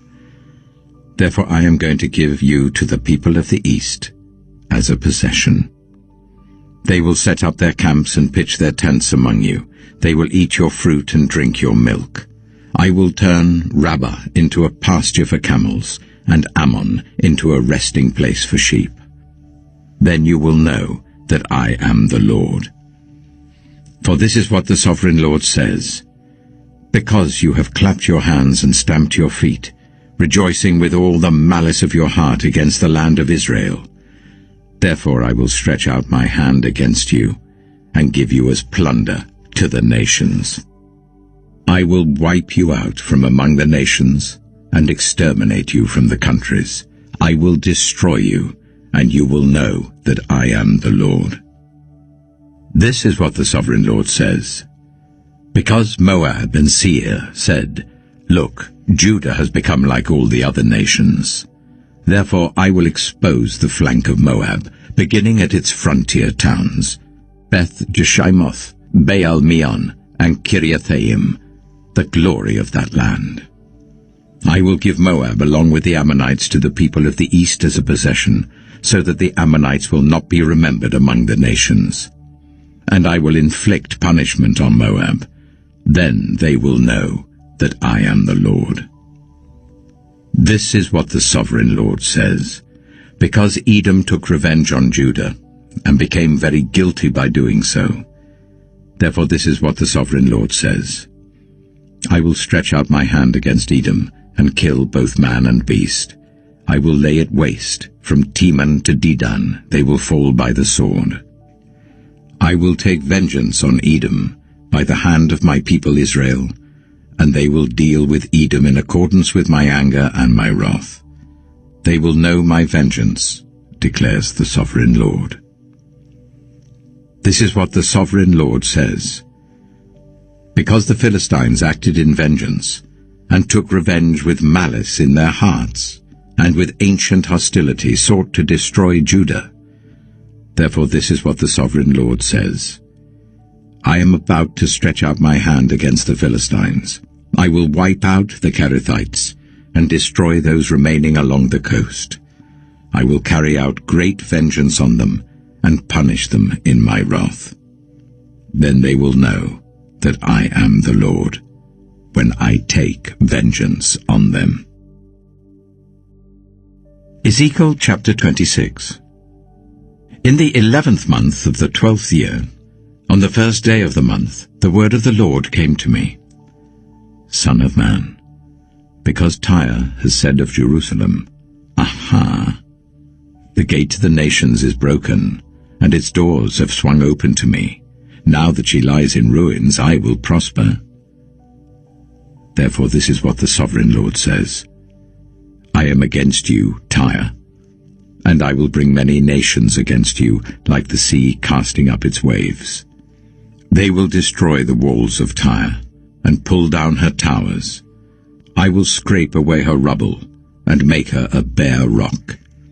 Out in the sea she will become a place to spread fishing nets, for I have spoken, declares the sovereign Lord. She will become plunder for the nations, and her settlements on the mainland will be ravaged by the sword. Then they will know that I am the Lord. For this is what the sovereign Lord says. From the north I am going to bring against Tyre Nebuchadnezzar, king of Babylon, king of kings, with horses and chariots, with horsemen and a great army. He will ravage your settlements on the mainland with the sword. He will set up siege works against you, build a ramp up to your walls, and raise his shields against you. He will direct the blows of his battering rams against your walls, and demolish your towers with his weapons. His horses will be so many that they will cover you with dust. Your walls will tremble at the noise of the war horses, wagons, and chariots, when he enters your gates, as men enter a city whose walls have been broken through. The hooves of his horses will trample all your streets. He will kill your people with the sword, and your strong pillars will fall to the ground. They will plunder your wealth and loot your merchandise. They will break down your walls and demolish your fine houses, and throw your stones, timber, and rubble into the sea. I will put an end to your noisy songs, and the music of your harps will be heard no more. I will make you a bare rock, and you will become a place to spread fishing nets. You will never be rebuilt. For I, the Lord, have spoken, declares the sovereign Lord.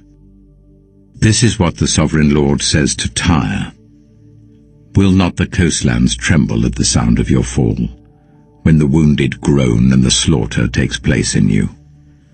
Then all the princes of the coast will step down from their thrones and lay aside their robes and take off their embroidered garments. Clothed with terror, they will sit on the ground, trembling every moment, appalled at you. Then they will take up a lament concerning you, and say to you, How you are destroyed, city of renown, peopled by men of the sea. You were a power on the seas, you and your citizens. You put your terror on all who lived there. Now the coastlands tremble on the day of your fall. The islands in the sea are terrified at your collapse. This is what the Sovereign Lord says. When I make you a desolate city, like cities no longer inhabited, and when I bring the ocean depths over you and its vast waters cover you, then I will bring you down with those who go down to the pit, to the people of long ago. I will make you dwell in the earth below as in ancient ruins, with those who go down to the pit, and you will not return nor take your place in the land of the living. I will bring you to a horrible end, and you will be no more. You will be sought, but you will never again be found, declares the Sovereign Lord. Ezekiel chapter 27. The word of the Lord came to me, Son of man, take up a lament concerning Tyre. Say to Tyre, situated at the gateway to the sea, merchant of peoples on many coasts, this is what the Sovereign Lord says. You say, Tyre, I am perfect in beauty. Your domain was on the high seas. Your builders brought your beauty to perfection. They made all your timbers of juniper from Sinir. They took a cedar from Lebanon to make a mast for you. Of oaks from Bashan they made your oars. Of cypress wood from the coasts of Cyprus they made your deck adorned with ivory. Fine embroidered linen from Egypt was your sail and served as your banner. Your awnings were of blue and purple from the coasts of Elisha. Men of Sidon and Arphad were your oarsmen. Your skilled men, Tyre, were aboard as your sailors. Veteran craftsmen of Byblos were on board as shipwrights to caulk your seams. All the ships of the sea and their sailors came alongside to trade for your wares. Men of Persia, Lydia, and Put served as soldiers in your army. They hung their shields and helmets on your walls, bringing you splendor. Men of Arphad and Helek guarded your walls on every side. Men of Garmad were in your towers. They hung their shields around your walls. They brought your beauty to perfection. Tarshish did business with you because of your great wealth of goods. They exchanged silver, iron, tin, and lead for your merchandise. Greece, Tubal, and Meshech did business with you. They traded human beings and articles of bronze for your wares. Men of Beth Togarmah exchanged chariot horses, cavalry horses, and mules for your merchandise. The men of Rhodes traded with you, and many coastlands were your customers. They paid you with ivory tusks and ebony. Aram did business with you because of your many products. They exchanged turquoise, purple fabric, embroidered work, fine linen, coral, and rubies for your merchandise. Judah and Israel traded with you. They exchanged wheat from Minnith and confections, honey, olive oil, and balm for your wares. Damascus did business with you because of your many products and great wealth of goods. They offered wine from Helbon, wool from Zahar, and casks of wine from Izal in exchange for your wares. Wrought iron, cassia, and calamus. Dedan traded in saddle blankets with you. Arabia and all the princes of Kedar were your customers. They did business with you in lambs, rams, and goats. The merchants of Sheba and Reumah traded with you. For your merchandise they exchanged the finest of all kinds of spices and precious stones and gold. Haran, Canaan, and Eden, and merchants of Sheba, Ashur, and Gilmad traded with you. In your marketplace they traded with you beautiful garments, blue fabric, embroidered work, and multicolored rugs with cords twisted and tightly knotted. The ships of Tarshish serve as carriers for your wares. You are filled with heavy cargo as you sail the sea. Your oarsmen take you out to the high seas. But the east wind will break you to pieces far out at sea. Your wealth, merchandise and wares, your mariners, sailors and shipwrights, your merchants and all your soldiers and everyone else on board will sink into the heart of the sea on the day of your shipwreck. The shorelands will quake when your sailors cry out. All who handle the oars will abandon their ships. The mariners and all the sailors will stand on the shore. They will raise their voice and cry bitterly over you. They will sprinkle dust on their heads and roll in ashes. They will shave their heads because of you and will put on sackcloth. They will weep over you with anguish of soul and with bitter mourning. As they wail and mourn over you, they will take up a lament concerning you. Who was ever silenced like Tyre, surrounded by the sea? When your merchandise went out on the seas, you satisfied many nations. With your great wealth and your wares, you enriched the kings of the earth. Now you are shattered by the sea in the depths of the waters. Your wares and all your company have gone down with you. All who live in the coastlands are appalled at you. Their kings shudder with horror, and their faces are distorted with fear. The merchants among the nations scoff at you. You have come to a horrible end, and will be no more.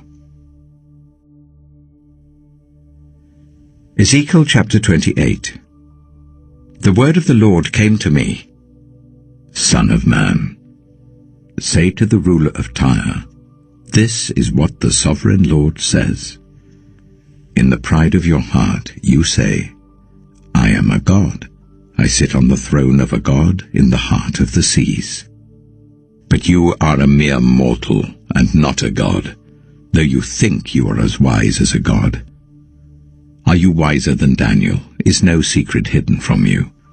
By your wisdom and understanding you have gained wealth for yourself and amassed gold and silver in your treasuries. By your great skill in trading you have increased your wealth, and because of your wealth your heart has grown proud. Therefore this is what the sovereign Lord says. Because you think you are wise as a god, I am going to bring foreigners against you, the most ruthless of nations. They will draw their swords against your beauty and wisdom, and pierce your shining splendor. They will bring you down to the pit, and you will die a violent death in the heart of the seas. Will you then say, I am a god, in the presence of those who kill you? You will be but a mortal, not a god, in the hands of those who slay you. You will die the death of the uncircumcised at the hands of foreigners. I have spoken, declares the sovereign Lord. The word of the Lord came to me. Son of man, take up a lament concerning the king of Tyre, and say to him, this is what the sovereign Lord says. You were the seal of perfection, full of wisdom and perfect in beauty. You were in Eden, the garden of God. Every precious stone adorned you. Carnelian, chrysolite and emerald, topaz, onyx and jasper, lapis lazuli, turquoise and beryl. Your settings and mountings were made of gold. On the day you were created, they were prepared. You were anointed as a guardian cherub, for so I ordained you. You were on the holy mount of God. You walked among the fiery stones. You were blameless in your ways from the day you were created till wickedness was found in you. Through your widespread trade, you were filled with violence, and you sinned. So I drove you in disgrace from the mount of God, and I expelled you, guardian cherub, from among the fiery stones. Your heart became proud on account of your beauty, and you corrupted your wisdom because of your splendor. So I threw you to the earth. I made a spectacle of you before kings. By your many sins and dishonest trade, you have desecrated your sanctuaries. So I made a fire come out from you, and it consumed you, and I reduced you to ashes on the ground in the sight of all who were watching. All the nations who knew you are appalled at you. You have come to a horrible end, and will be no more. The word of the Lord came to me, Son of man, set your face against Sidon. Prophesy against her and say, This is what the sovereign Lord says. I am against you, Sidon, and among you I will display my glory. You will know that I am the Lord when I inflict punishment on you, and within you am proved to be holy. I will send a plague upon you and make blood flow in your streets. The slain will fall within you, with the sword against you on every side. Then you will know that I am the Lord. No longer will the people of Israel have malicious neighbors who are painful briars and sharp thorns. Then they will know that I am the sovereign Lord. This is what the sovereign Lord says. When I gather the people of Israel from the nations where they have been scattered, I will be proved holy through them in the sight of the nations. Then they will live in their own land which I gave to my servant Jacob. They will live there in safety, and will build houses and plant vineyards. They will live in safety when I inflict punishment on all their neighbors who maligned them. Then they will know that I am the Lord their God. Ezekiel chapter 29. In the 10th year, in the 10th month on the 12th day, the word of the Lord came to me. Son of man, set your face against Pharaoh, king of Egypt, and prophesy against him and against all Egypt. Speak to him and say, This is what the sovereign Lord says. I am against you, Pharaoh, king of Egypt, you great monster lying among your streams. You say, The Nile belongs to me, I made it for myself. But I will put hooks in your jaws, and make the fish of your streams stick to your scales. I will pull you out from among your streams with all the fish sticking to your scales. I will leave you in the desert, you and all the fish of your streams. You will fall on the open field, and not be gathered or picked up. I will give you as food to the beasts of the earth and the birds of the sky. Then all who live in Egypt will know that I am the Lord. You have been a staff of reed for the people of Israel. When they grasped you with their hands, you splintered, and you tore open their shoulders. When they leaned on you, you broke, and their backs were wrenched. Therefore this is what the sovereign Lord says. I will bring a sword against you and kill both man and beast. Egypt will become a desolate wasteland. Then they will know that I am the Lord. Because you said, The Nile is mine, I made it. Therefore I am against you and against your streams, and I will make the land of Egypt a ruin and a desolate waste from Migdol to Aswan, as far as the border of Cush. The foot of neither man nor beast will pass through it. No one will live there for 40 years. I will make the land of Egypt desolate among devastated lands, and her cities will lie desolate for 40 years among ruined cities. And I will disperse the Egyptians among the nations, and scatter them through the countries. Yet this is what the sovereign Lord says. At the end of 40 years, I will gather the Egyptians from the nations where they were scattered. I will bring them back from captivity and return them to Upper Egypt, the land of their ancestry. There they will be a lowly kingdom. It will be the lowliest of kingdoms, and will never again exalt itself above the other nations. I will make it so weak that it will never again rule over the nations.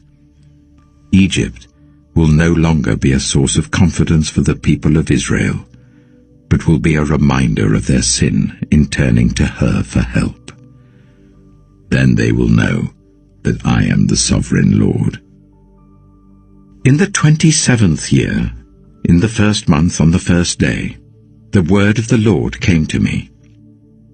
Son of man, Nebuchadnezzar, king of Babylon, drove his army in a hard campaign against Tyre.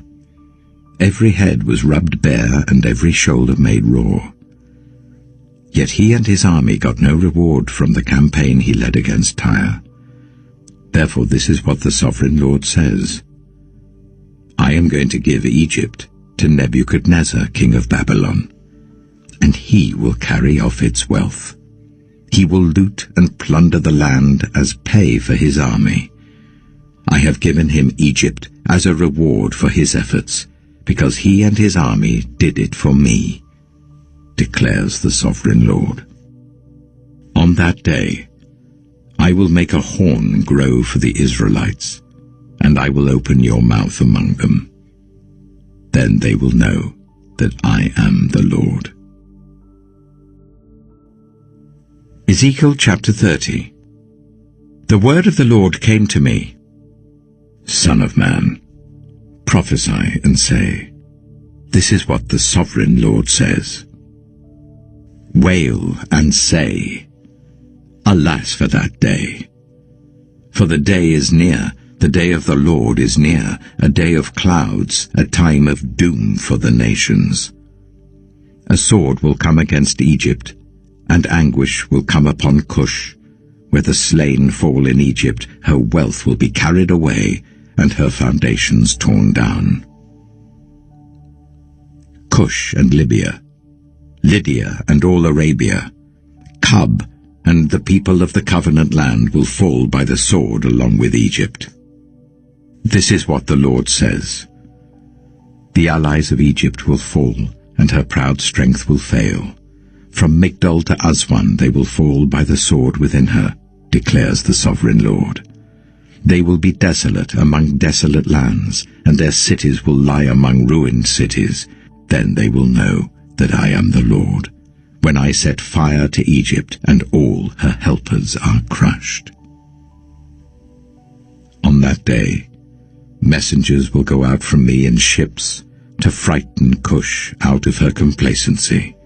Anguish will take hold of them on the day of Egypt's doom, for it is sure to come. This is what the sovereign Lord says.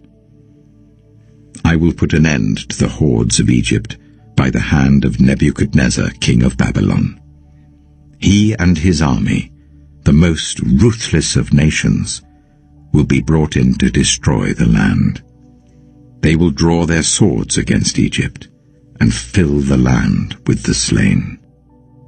I will dry up the waters of the Nile and sell the land to an evil nation.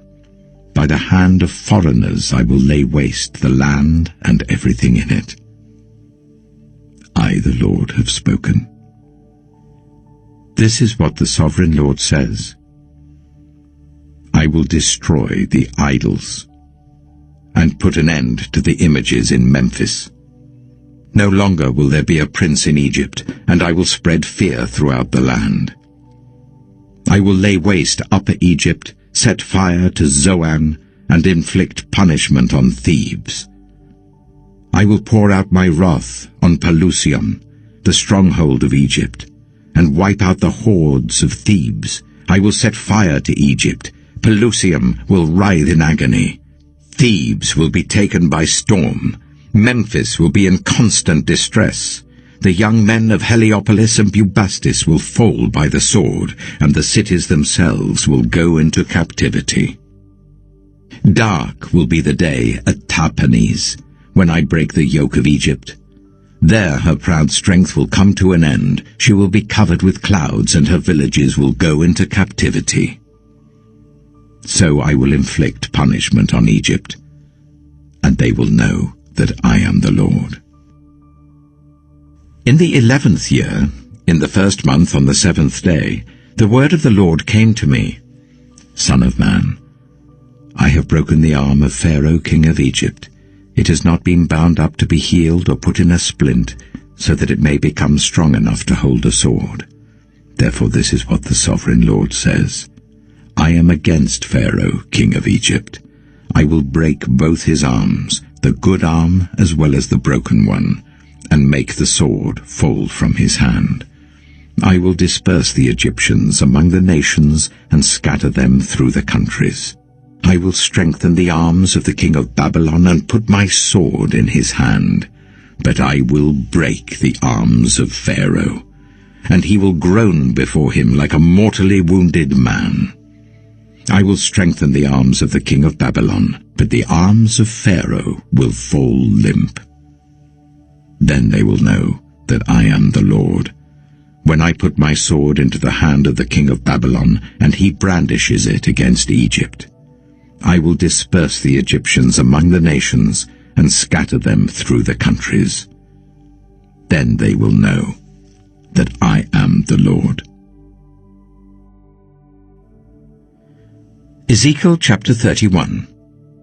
In the 11th year, in the 3rd month on the 1st day, the word of the Lord came to me.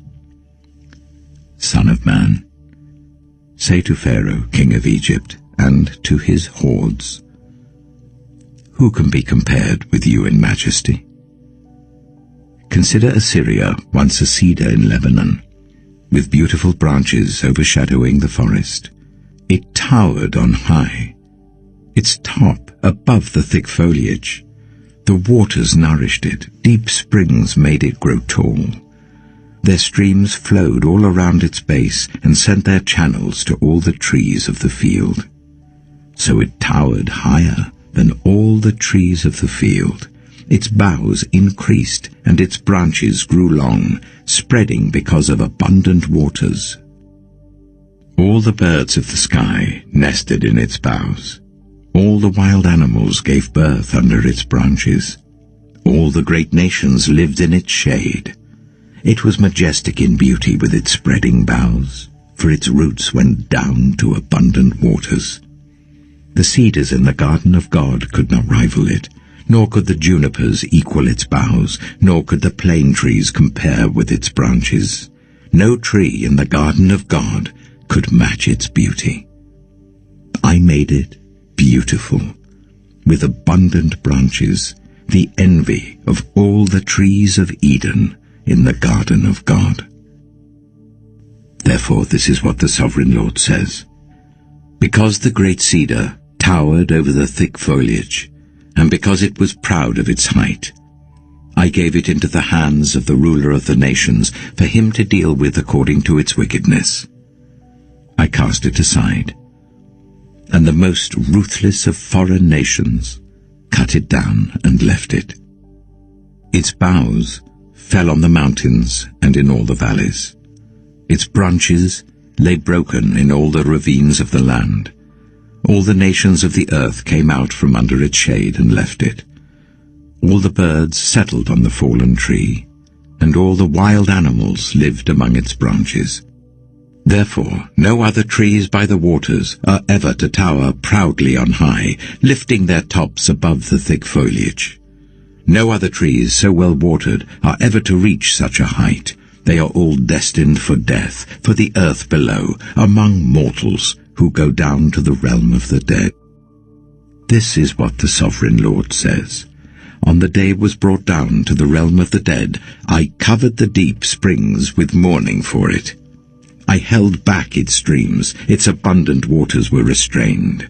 Because of it, I clothed Lebanon with gloom, and all the trees of the field withered away. I made the nations tremble at the sound of its fall, when I brought it down to the realm of the dead, to be with those who go down to the pit. Then all the trees of Eden, the choicest and best of Lebanon, the well-watered trees, were consoled in the earth below. They too, like the great cedar, had gone down to the realm of the dead, to those killed by the sword, along with the armed men who lived in its shade among the nations. Which of the trees of Eden can be compared with you in splendor and majesty? Yet you too will be brought down with the trees of Eden to the earth below. You will lie among the uncircumcised, with those killed by the sword. This is Pharaoh and all his hordes, declares the sovereign Lord. Ezekiel chapter 32. In the 12th year, in the 12th month, on the first day, the word of the Lord came to me. Son of man, take up a lament concerning Pharaoh king of Egypt, and say to him, You are like a lion among the nations. You are like a monster in the seas, thrashing about in your streams, churning the water with your feet and muddying the streams. This is what the sovereign Lord says. With a great throng of people, I will cast my net over you, and they will haul you up in my net. I will throw you on the land and hurl you on the open field. I will let all the birds of the sky settle on you, and all the wild animals gorge themselves on you.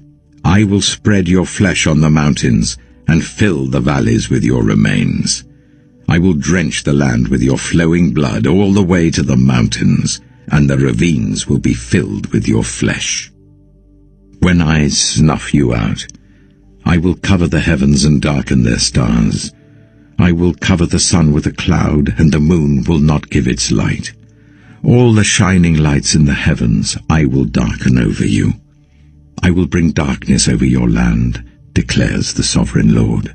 I will trouble the hearts of many peoples when I bring about your destruction among the nations, among lands you have not known. I will cause many peoples to be appalled at you, and their kings will shudder with horror because of you, when I brandish my sword before them. On the day of your downfall, each of them will tremble every moment for his life. For this is what the sovereign Lord says. The sword of the king of Babylon will come against you. I will cause your hordes to fall by the swords of mighty men, the most ruthless of all nations. They will shatter the pride of Egypt, and all her hordes will be overthrown. I will destroy all her cattle from beside abundant waters, no longer to be stirred by the foot of man or muddied by the hooves of cattle. Then I will let her waters settle, and make her streams flow like oil, declares the sovereign Lord. When I make Egypt desolate, and strip the land of everything in it, when I strike down all who live there, then they will know that I am the Lord. This is the lament they will chant for her. The daughters of the nations will chant it. For Egypt and all her hordes they will chant it, declares the sovereign Lord. In the 12th year, on the 15th day of the month, the word of the Lord came to me. Son of man, wail for the hordes of Egypt, and consign to the earth below both her and the daughters of mighty nations, along with those who go down to the pit. Say to them, Are you more favored than others? Go down and be laid among the uncircumcised. Then they will fall among those killed by the sword. The sword is drawn. Let her be dragged off with all her hordes. From within the realm of the dead, the mighty leaders will say of Egypt and her allies, They have come down, and they lie with the uncircumcised, with those killed by the sword. Assyria is there with her whole army. She is surrounded by the graves of all her slain, all who have fallen by the sword. Their graves are in the depths of the pit, and her army lies around her grave.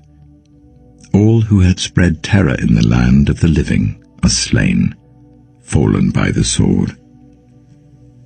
Elam is there, with all her hordes around her grave. All of them are slain, fallen by the sword. All who had spread terror in the land of the living went down, uncircumcised, to the earth below. They bear their shame with those who go down to the pit. A bed is made for her among the slain, with all her hordes around her grave. All of them are uncircumcised, killed by the sword. Because their terror had spread in the land of the living, they bear their shame with those who go down to the pit. they are laid among the slain. Meshech and Tubal are there, with all their hordes around their graves. All of them are uncircumcised, killed by the sword, because they spread their terror in the land of the living. But they do not lie with the fallen warriors of old, who went down to the realm of the dead with their weapons of war. Their swords placed under their heads, and their shields resting on their bones, though these warriors also had terrorized the land of the living. You too, Pharaoh, will be broken, and will lie among the uncircumcised, with those killed by the sword. Edom is there. Her kings and all her princes, despite their power, they are laid with those killed by the sword. They lie with the uncircumcised, with those who go down to the pit. All the princes of the north, and all the Sidonians are there. They went down with the slain in disgrace, despite the terror caused by their power. They lie uncircumcised, with those killed by the sword, and bear their shame with those who go down to the pit. Pharaoh, he and all his army, will see them, and he will be consoled for all his hordes that were killed by the sword, declares the sovereign Lord. Although I allowed him to spread terror in the land of the living, Pharaoh and all his hordes will be laid among the uncircumcised, with those killed by the sword, declares the sovereign Lord. Ezekiel chapter 33. The word of the Lord came to me. Son of man, speak to your people and say to them, when I bring the sword against a land, and the people of the land choose one of their men and make him their watchman, and he sees the sword coming against the land and blows the trumpet to warn the people, then if anyone hears the trumpet, but does not heed the warning, and the sword comes and takes their life, their blood will be on their own head. Since they heard the sound of the trumpet, but did not heed the warning, their blood will be on their own head. If they had heeded the warning, they would have saved themselves. But if the watchman sees the sword coming and does not blow the trumpet to warn the people, and the sword comes and takes someone's life, that person's life will be taken because of their sin. But I will hold the watchman accountable for their blood. Son of man, I have made you a watchman for the people of Israel. So hear the word I speak, and give them warning from me. When I say to the wicked, you wicked person, you will surely die, and you do not speak out to dissuade them from their ways, that wicked person will die for their sin, and I will hold you accountable for their blood. But if you do warn the wicked person to turn from their ways, and they do not do so, they will die for their sin, though you yourself will be saved. Son of man, say to the Israelites, this is what you are saying, our offenses and sins weigh us down, and we are wasting away because of them. How then can we live? Say to them, as surely as I live, declares the sovereign Lord, I take no pleasure in the death of the wicked, but rather that they turn from their ways and live. Turn from your evil ways. Why will you die, people of Israel? Therefore, Son of man, say to your people, if someone who is righteous disobeys, that person's former righteousness will count for nothing. And if someone who is wicked repents, that person's former wickedness will not bring condemnation. The righteous person who sins will not be allowed to live, even though they were formerly righteous. If I tell a righteous person that they will surely live, but then they trust in their righteousness and do evil, none of the righteous things that person has done will be remembered. They will die for the evil they have done. And if I say to a wicked person, you will surely die, But they then turn away from their sin, and do what is just and right, if they give back what they took in pledge for a loan, return what they have stolen, follow the decrees that give life, and do no evil, that person will surely live. They will not die. None of the sins that person has committed will be remembered against them. They have done what is just and right. They will surely live. Yet your people say, the way of the Lord is not just. But it is their way that is not just. If a righteous person turns from their righteousness and does evil, they will die for it.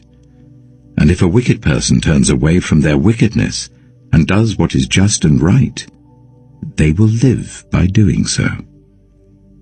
Yet you Israelites say, the way of the Lord is not just. But I will judge each of you according to your own ways.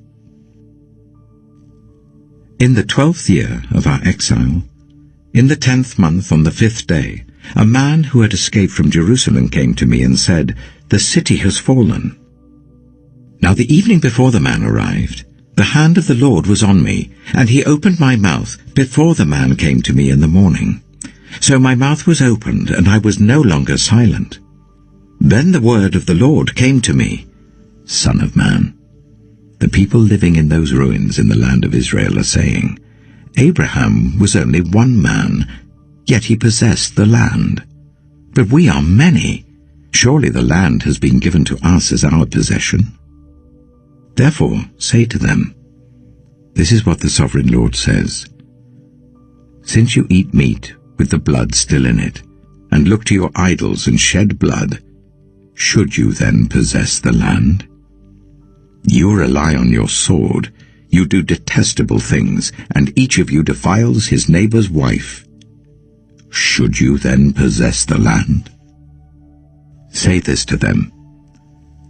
This is what the sovereign Lord says. As surely as I live, those who are left in the ruins will fall by the sword. Those out in the country I will give to the wild animals to be devoured, and those in strongholds and caves will die of a plague. I will make the land a desolate waste, and her proud strength will come to an end, and the mountains of Israel will become desolate, so that no one will cross them. Then they will know that I am the Lord, when I have made the land a desolate waste because of all the detestable things they have done. As for you, Son of man, your people are talking together about you by the walls and at the doors of their houses, saying to each other, Come and hear the message that has come from the Lord. My people come to you as they usually do, and sit before you to hear your words, but they do not put them into practice. Their mouths speak of love, but their hearts are greedy for unjust gain. Indeed, to them, you are nothing more than one who sings love songs with a beautiful voice and plays an instrument well. For they hear your words, but do not put them into practice. When all this comes true, and it surely will, then they will know that a prophet has been among them. Ezekiel chapter 34. The word of the Lord came to me. Son of man, prophesy against the shepherds of Israel. Prophesy and say to them, This is what the sovereign Lord says. Woe to you, shepherds of Israel, who only take care of yourselves. Should not shepherds take care of the flock? You eat the curds, clothe yourselves with the wool, and slaughter the choice animals, but you do not take care of the flock. You have not strengthened the weak, or healed those who are ill, or bound up the injured. You have not brought back the strays, or searched for the lost. You have ruled them harshly and brutally. So they were scattered because there was no shepherd. And when they were scattered, they became food for all the wild animals. My sheep wandered over all the mountains and on every high hill. They were scattered over the whole earth, and no one searched or looked for them. Therefore, you shepherds, hear the word of the Lord. As surely as I live, declares the sovereign Lord, because my flock lacks a shepherd, and so has been plundered and has become food for all the wild animals, and because my shepherds did not search for my flock, but cared for themselves rather than for my flock. Therefore, you shepherds, hear the word of the Lord. This is what the sovereign Lord says. I am against the shepherds, and will hold them accountable for my flock. I will remove them from tending the flock, so that the shepherds can no longer feed themselves. I will rescue my flock from their mouths, and it will no longer be food for them. For this is what the sovereign Lord says, I myself will search for my sheep and look after them. As a shepherd looks after his scattered flock when he is with them, so will I look after my sheep. I will rescue them from all the places where they were scattered on a day of clouds and darkness.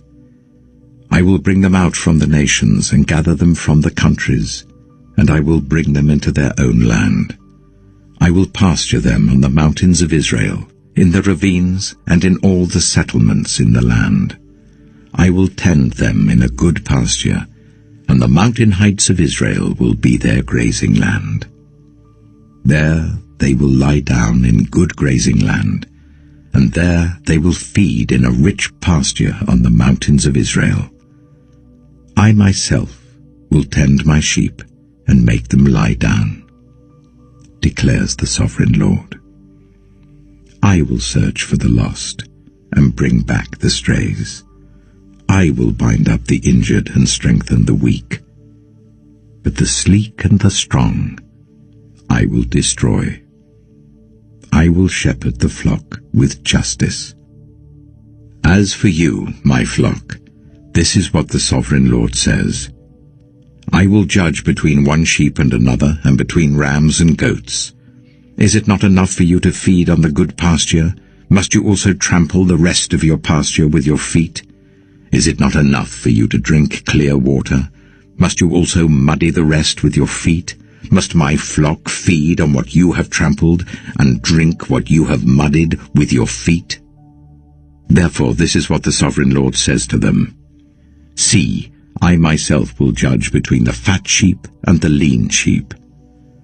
Because you shove with flank and shoulder, butting all the weak sheep with your horns until you have driven them away, I will save my flock, and they will no longer be plundered. I will judge between one sheep and another. I will place over them one shepherd, my servant David, and he will tend them. He will tend them and be their shepherd. I, the Lord, will be their God, and my servant David will be prince among them. I, the Lord, have spoken. I will make a covenant of peace with them and rid the land of savage beasts, so that they may live in the wilderness and sleep in the forests in safety. I will make them and the places surrounding my hill a blessing. I will send down showers in season. There will be showers of blessing. The trees will yield their fruit, and the ground will yield its crops. The people will be secure in their land. They will know that I am the Lord, when I break the bars of their yoke and rescue them from the hands of those who enslaved them. They will no longer be plundered by the nations, nor will wild animals devour them. They will live in safety, and no one will make them afraid. I will provide for them a land renowned for its crops, and they will no longer be victims of famine in the land, or bear the scorn of the nations. Then they will know that I, the Lord, their God, am with them, and that they, the Israelites, are my people, declares the sovereign Lord. You are my sheep, the sheep of my pasture, and I am your God, declares the sovereign Lord. Ezekiel chapter 35. The word of the Lord came to me, Son of man, set your face against Mount Seir, prophesy against it and say, This is what the sovereign Lord says, I am against you, Mount Seir, and I will stretch out my hand against you, and make you a desolate waste. I will turn your towns into ruins, and you will be desolate. Then you will know that I am the Lord. Because you harbored an ancient hostility, and delivered the Israelites over to the sword at the time of their calamity, the time their punishment reached its climax. Therefore, as surely as I live, declares the sovereign Lord, I will give you over to bloodshed, and it will pursue you. Since you did not hate bloodshed, bloodshed will pursue you. I will make Mount Seir a desolate waste, and cut off from it all who come and go. I will fill your mountains with the slain. Those killed by the sword will fall on your hills, and in your valleys, and in all your ravines. I will make you desolate forever. Your towns will not be inhabited. Then you will know that I am the Lord.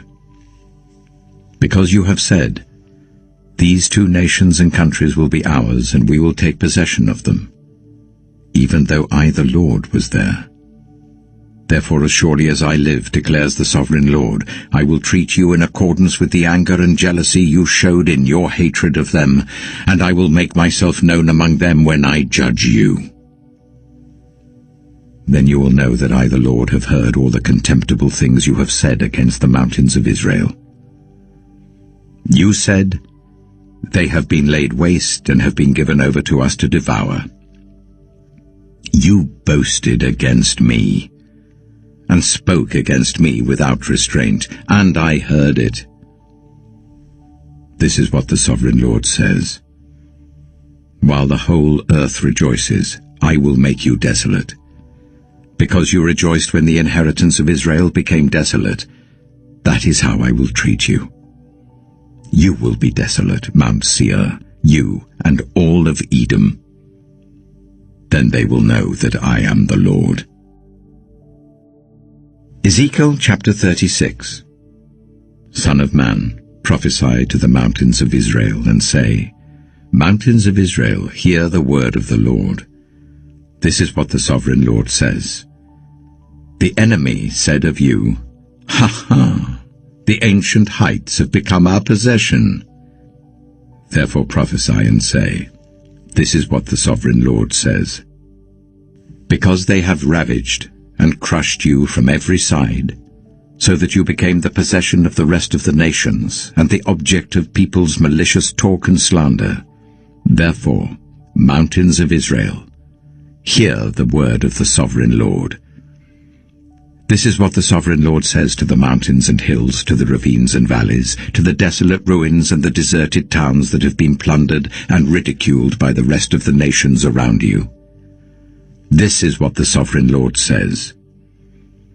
In my burning zeal I have spoken against the rest of the nations, and against Edom, for with glee and with malice in their hearts they made my land their possession, so that they might plunder its pasture land. Therefore, prophesy concerning the land of Israel, and say to the mountains and hills, to the ravines and valleys, This is what the sovereign Lord says. I speak in my jealous wrath because you have suffered the scorn of the nations. Therefore this is what the sovereign Lord says. I swear, with uplifted hand, that the nations around you will also suffer scorn.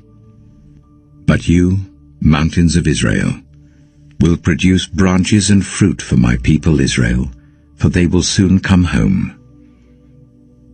I am concerned for you, and will look on you with favor.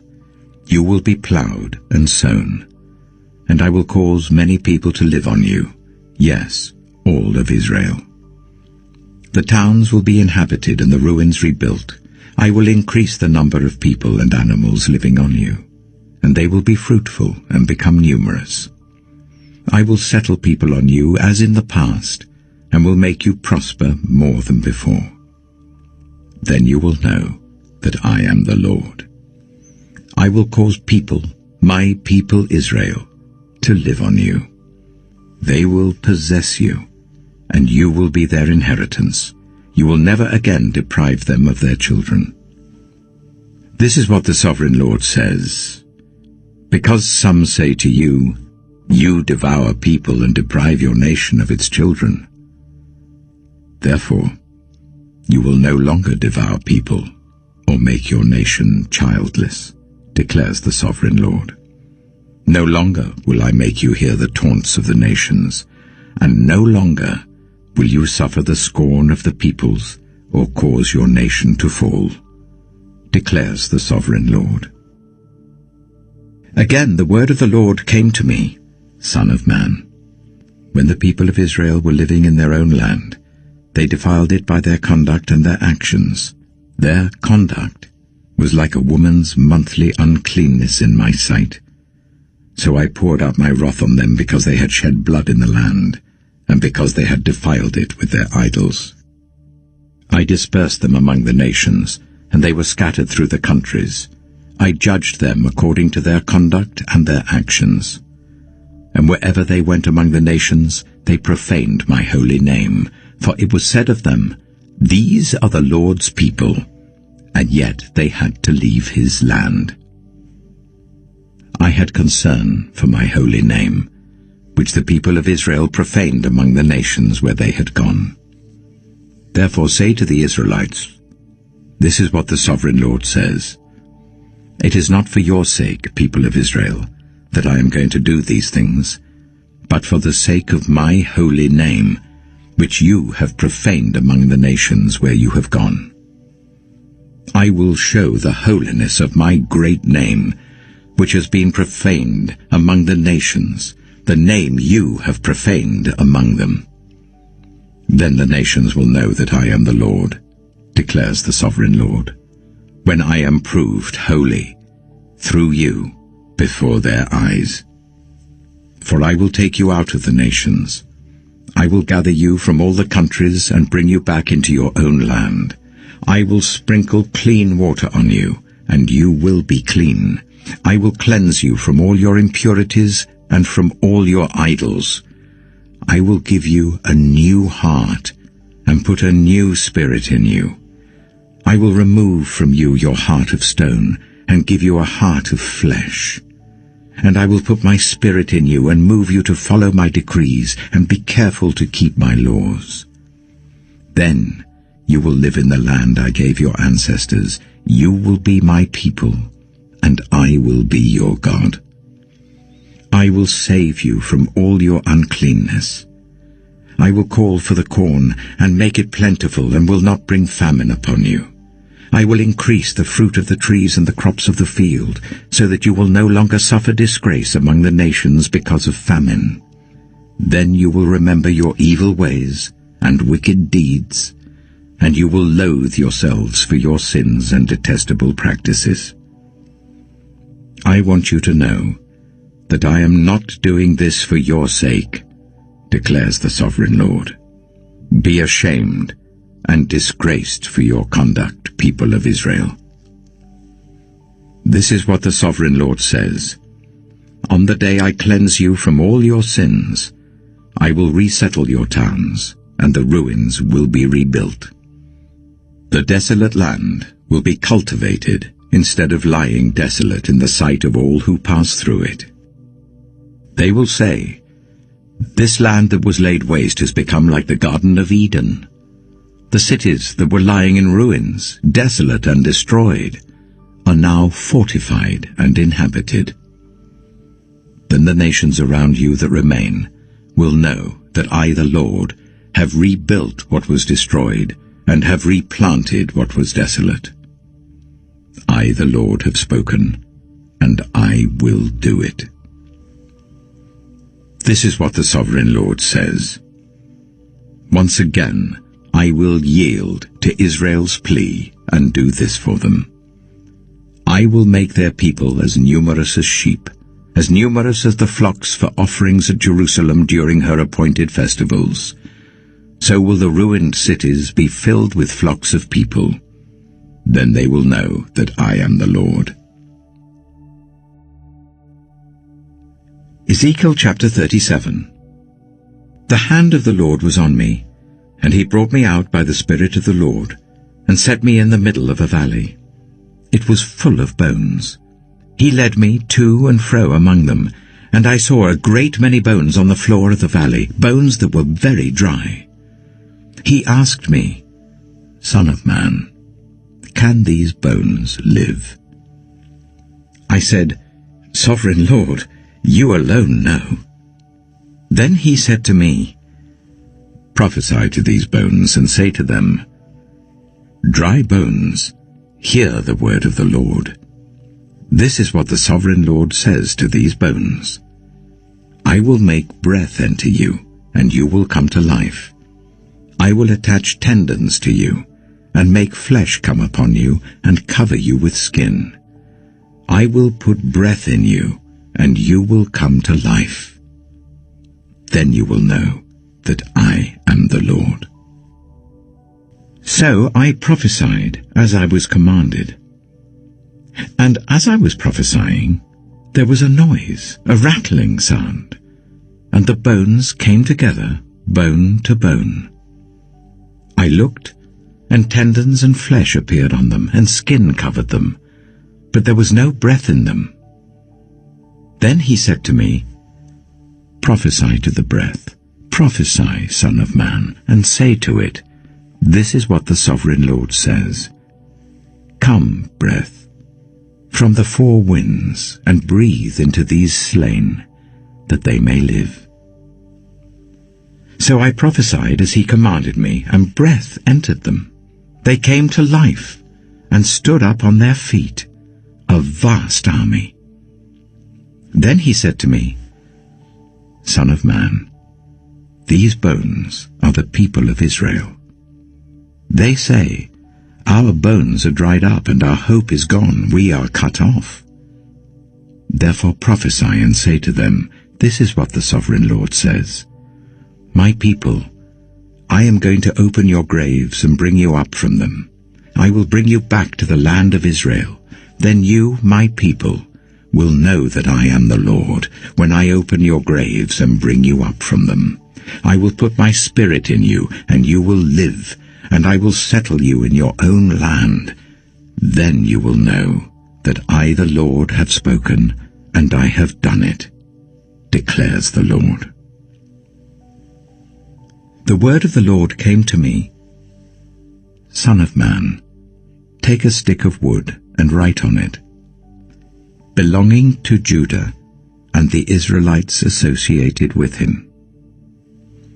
Then take another stick of wood and write on it, belonging to Joseph, that is, to Ephraim, and all the Israelites associated with him.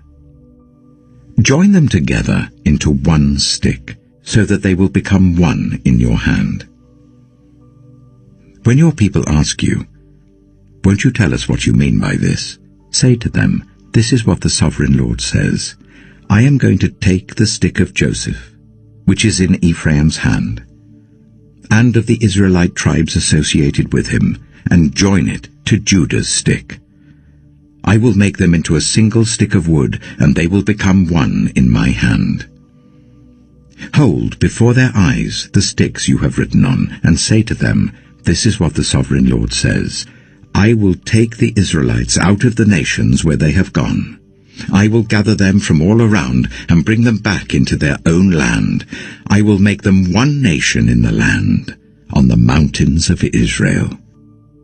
There will be one king over all of them, and they will never again be two nations, or be divided into two kingdoms.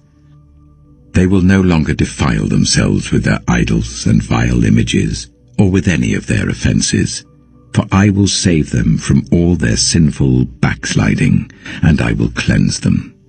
They will be my people, and I will be their God. My servant David will be king over them, and they will all have one shepherd. They will follow my laws and be careful to keep my decrees. They will live in the land I gave to my servant Jacob, the land where your ancestors lived.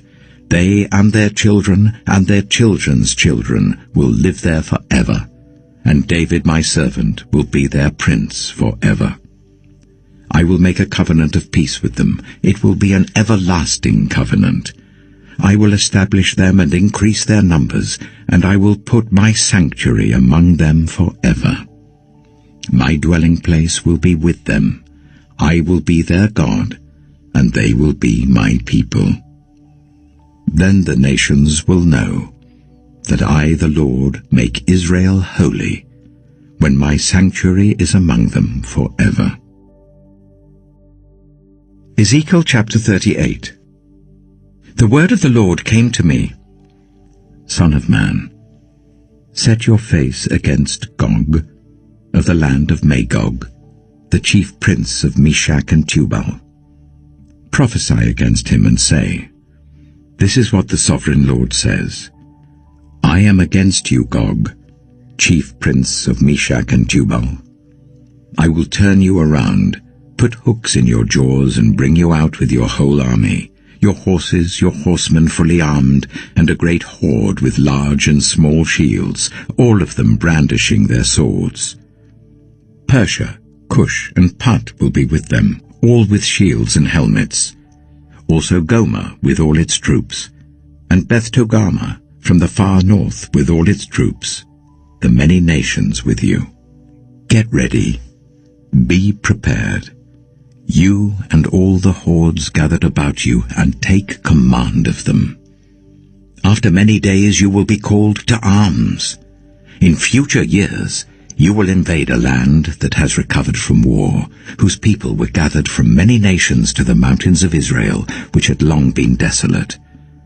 They have been brought out from the nations, and now all of them live in safety. You and all your troops, and the many nations with you, will go up, advancing like a storm. You will be like a cloud covering the land. This is what the sovereign Lord says. On that day, thoughts will come into your mind, and you will devise an evil scheme. You will say, I will invade a land of unwalled villages. I will attack a peaceful and unsuspecting people, all of them living without walls and without gates and bars.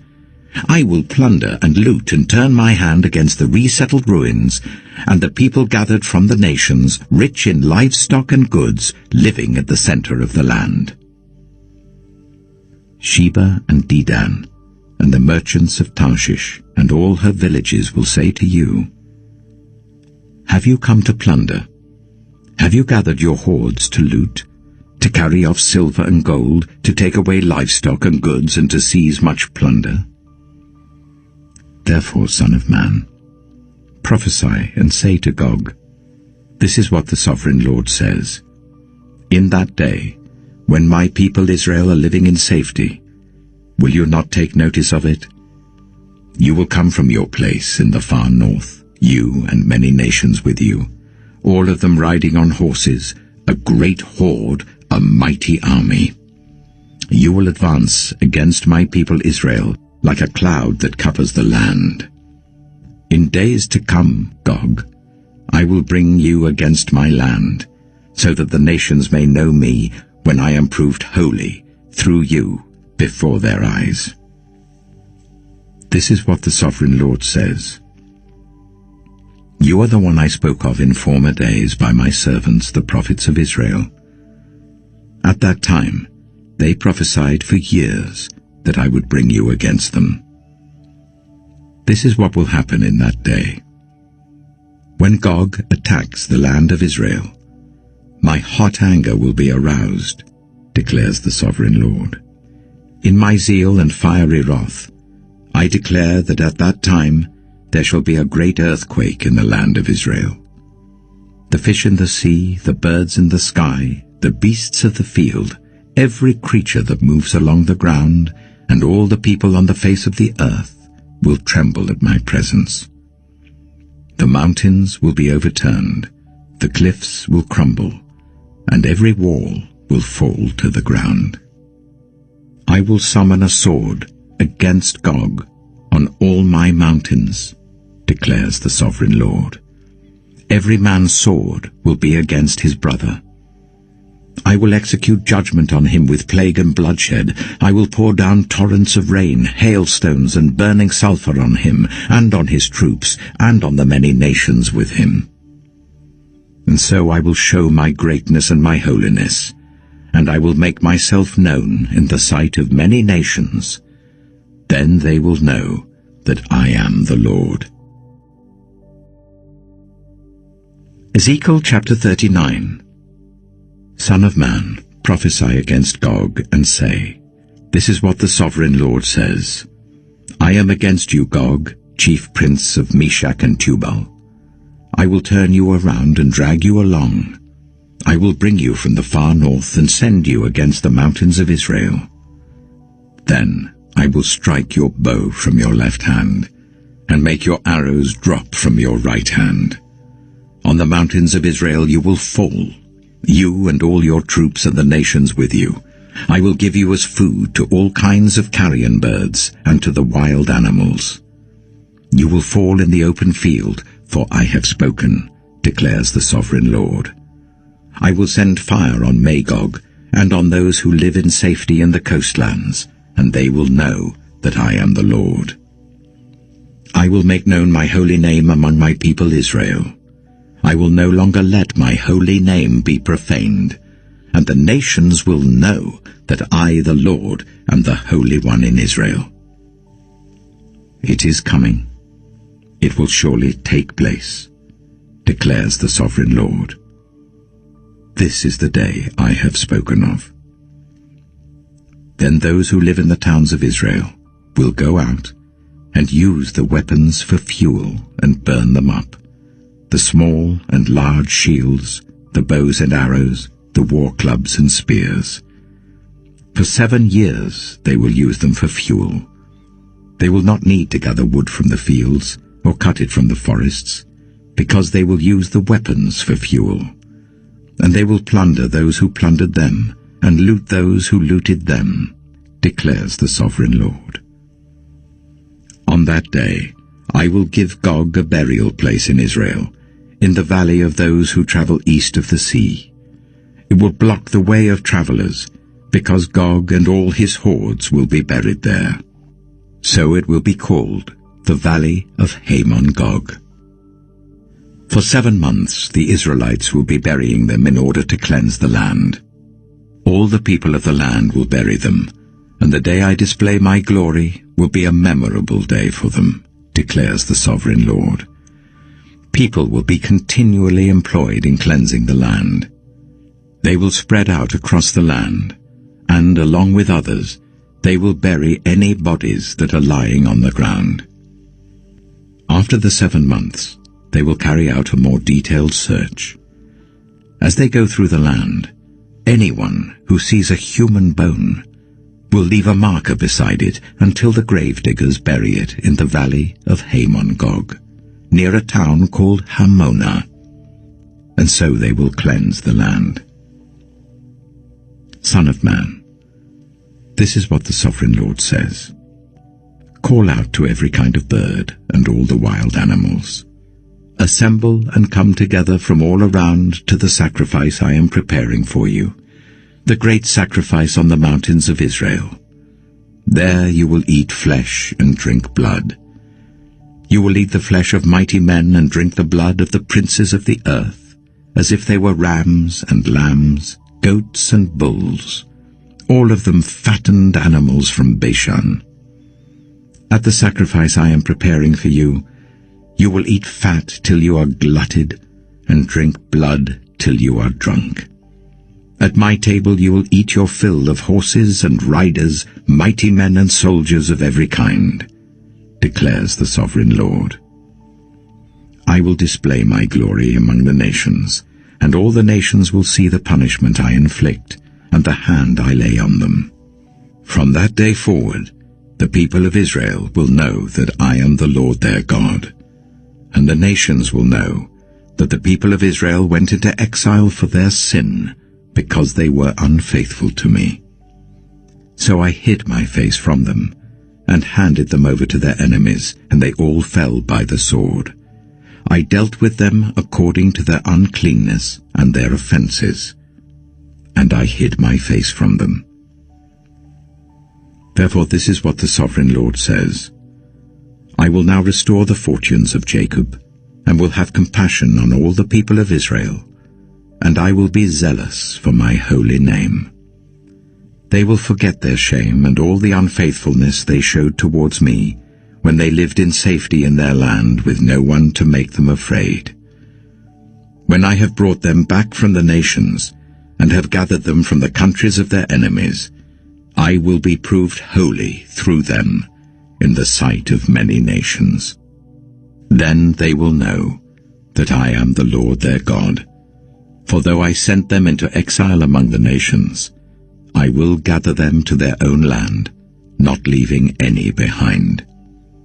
I will no longer hide my face from them, for I will pour out my Spirit on the people of Israel, declares the Sovereign Lord. Ezekiel chapter 40. In the 25th year of our exile, at the beginning of the year, on the 10th of the month, in the 14th year after the fall of the city, on that very day, the hand of the Lord was on me, and he took me there. In visions of God, he took me to the land of Israel, and set me on a very high mountain, on whose south side were some buildings that looked like a city. He took me there, and I saw a man, whose appearance was like bronze. He was standing in the gateway with a linen cord and a measuring rod in his hand. The man said to me, "Son of man, look carefully and listen closely and pay attention to everything I am going to show you, for that is why you have been brought here. Tell the people of Israel everything you see." I saw a wall completely surrounding the temple area. The length of the measuring rod in the man's hand was 6 long cubits, each of which was a cubit and a handbreadth.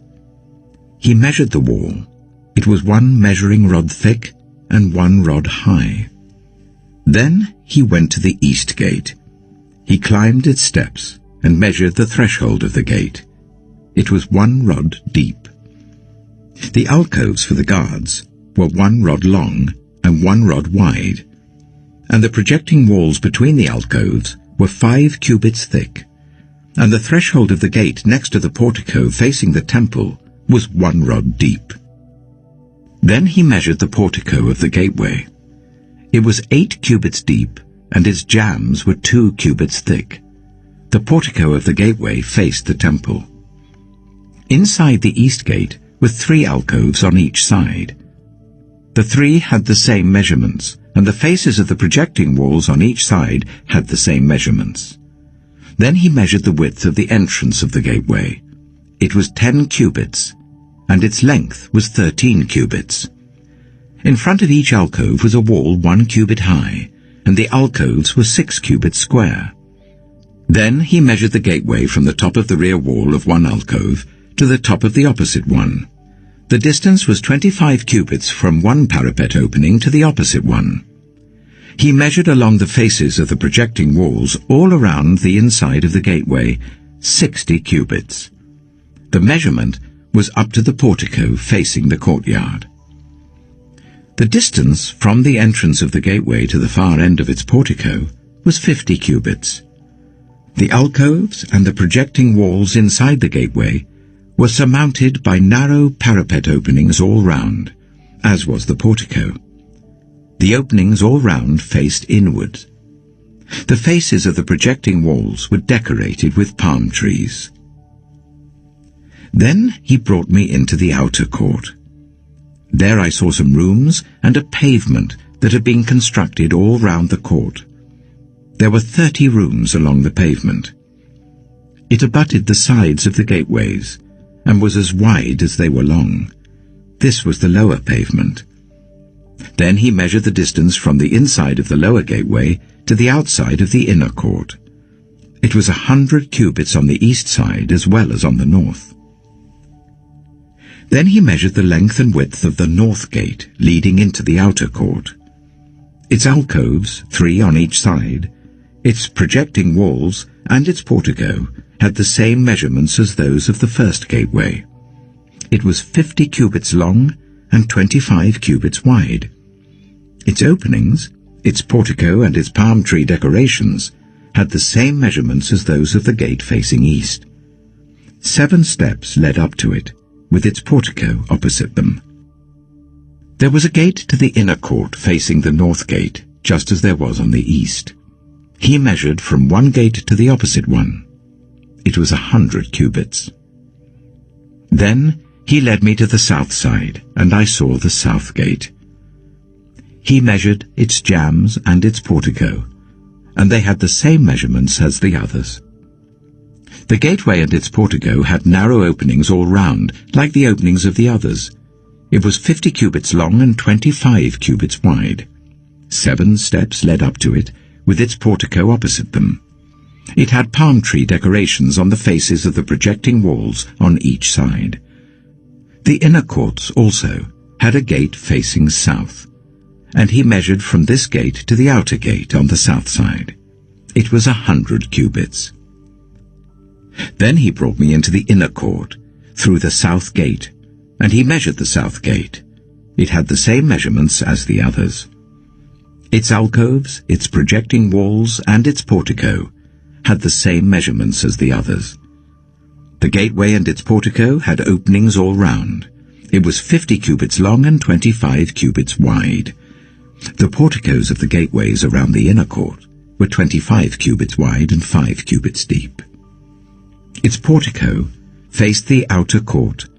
Palm trees decorated its jambs, and 8 steps led up to it. Then he brought me to the inner court on the east side, and he measured the gateway. It had the same measurements as the others. Its alcoves, its projecting walls, and its portico had the same measurements as the others.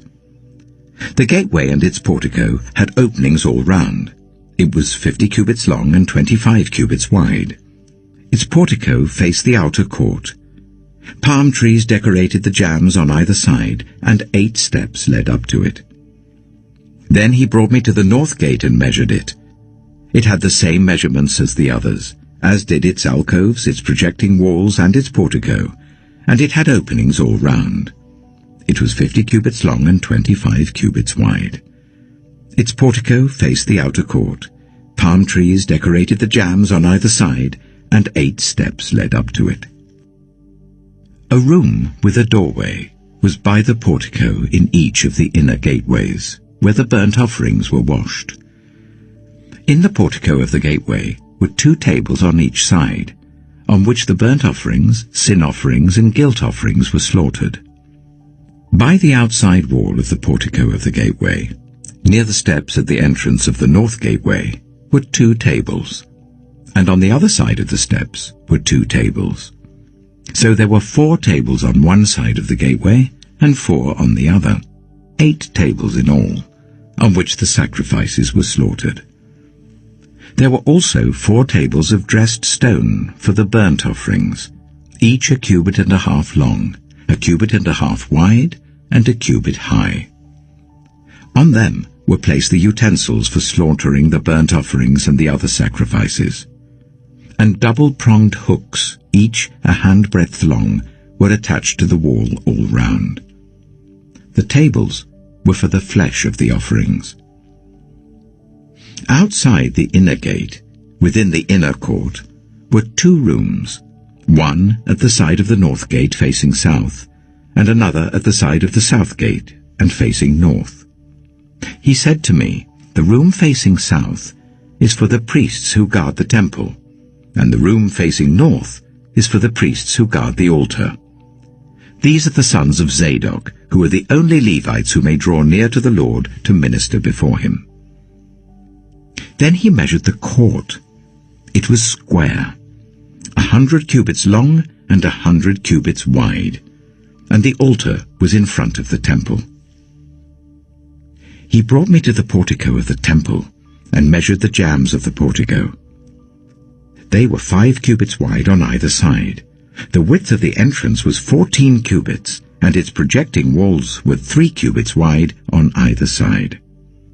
The portico was 20 cubits wide and 12 cubits from front to back. It was reached by a flight of stairs, and there were pillars on each side of the jambs. Ezekiel chapter 41. Then the man brought me to the main hall and measured the jambs. The width of the jambs was 6 cubits on each side.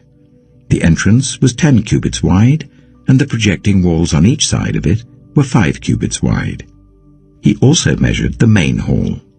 It was 40 cubits long and 20 cubits wide. Then he went into the inner sanctuary and measured the jambs of the entrance. Each was 2 cubits wide. The entrance was 6 cubits wide, and the projecting walls on each side of it were 7 cubits wide. And he measured the length of the inner sanctuary. It was 20 cubits, and its width was 20 cubits across the end of the main hall. He said to me, "This is the most holy place." Then he measured the wall of the temple.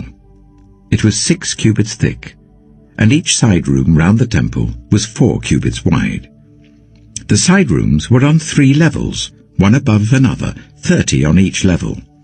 There were ledges all round the wall of the temple to serve as supports for the side rooms, so that the supports were not inserted into the wall of the temple. The side rooms all round the temple were wider at each successive level. The structure surrounding the temple was built in ascending stages, so that the rooms widened as one went upwards. A stairway went up from the lowest floor to the top floor, through the middle floor. I saw that the temple had a raised base all round it, forming the foundation of the side rooms. It was the length of the rod, 6 long cubits. The outer wall of the side rooms was 5 cubits thick. The open area between the side rooms of the temple and the priests' rooms was 20 cubits wide all round the temple. There were entrances to the side rooms from the open area, one on the north and another on the south, and the base adjoining the open area was 5 cubits wide all round. The building facing the temple courtyard on the west side was 70 cubits wide. The wall of the building was 5 cubits thick all round, and its length was 90 cubits. Then he measured the temple. It was 100 cubits long, and the temple courtyard and the building with its walls were also 100 cubits long. The width of the temple courtyard on the east, including the front of the temple, was 100 cubits. Then he measured the length of the building facing the courtyard at the rear of the temple, including its galleries on each side. It was 100 cubits. The main hall, the inner sanctuary, and the portico facing the court, as well as the thresholds and the narrow windows and galleries round the 3 of them, everything beyond and including the threshold, was covered with wood. The floor, the wall up to the windows, and the windows were covered. In the space above the outside of the entrance to the inner sanctuary, and on the walls at regular intervals all round the inner and outer sanctuary, were carved cherubim and palm trees. Palm trees alternated with cherubim. Each cherub had 2 faces. The face of a human being towards the palm tree on one side, and the face of a lion towards the palm tree on the other. They were carved all round the whole temple. From the floor to the area above the entrance, cherubim and palm trees were carved on the wall of the main hall. The main hall had a rectangular door frame, and the one at the front of the most holy place was similar. There was a wooden altar 3 cubits high and 2 cubits square. Its corners, its base, and its sides were of wood. The man said to me, "This is the table that is before the Lord." Both the main hall and the most holy place had double doors. Each door had 2 leaves, 2 hinged leaves for each door. And the doors of the main hall were carved cherubim and palm trees, like those carved on the walls, and there was a wooden overhang on the front of the portico. On the side walls of the portico were narrow windows with palm trees carved on each side. The side rooms of the temple also had overhangs. Ezekiel chapter 42. Then the man led me northward into the outer court, and brought me to the rooms opposite the temple courtyard and opposite the outer wall on the north side. The building whose door faced north was 100 cubits long and 50 cubits wide. Both in the section 20 cubits from the inner court, and in the section, opposite the pavement of the outer court, gallery faced gallery at the 3 levels. In front of the rooms was an inner passageway 10 cubits wide and 100 cubits long. Their doors were on the north. Now the upper rooms were narrower, for the galleries took more space from them than from the rooms on the lower and middle floors of the building.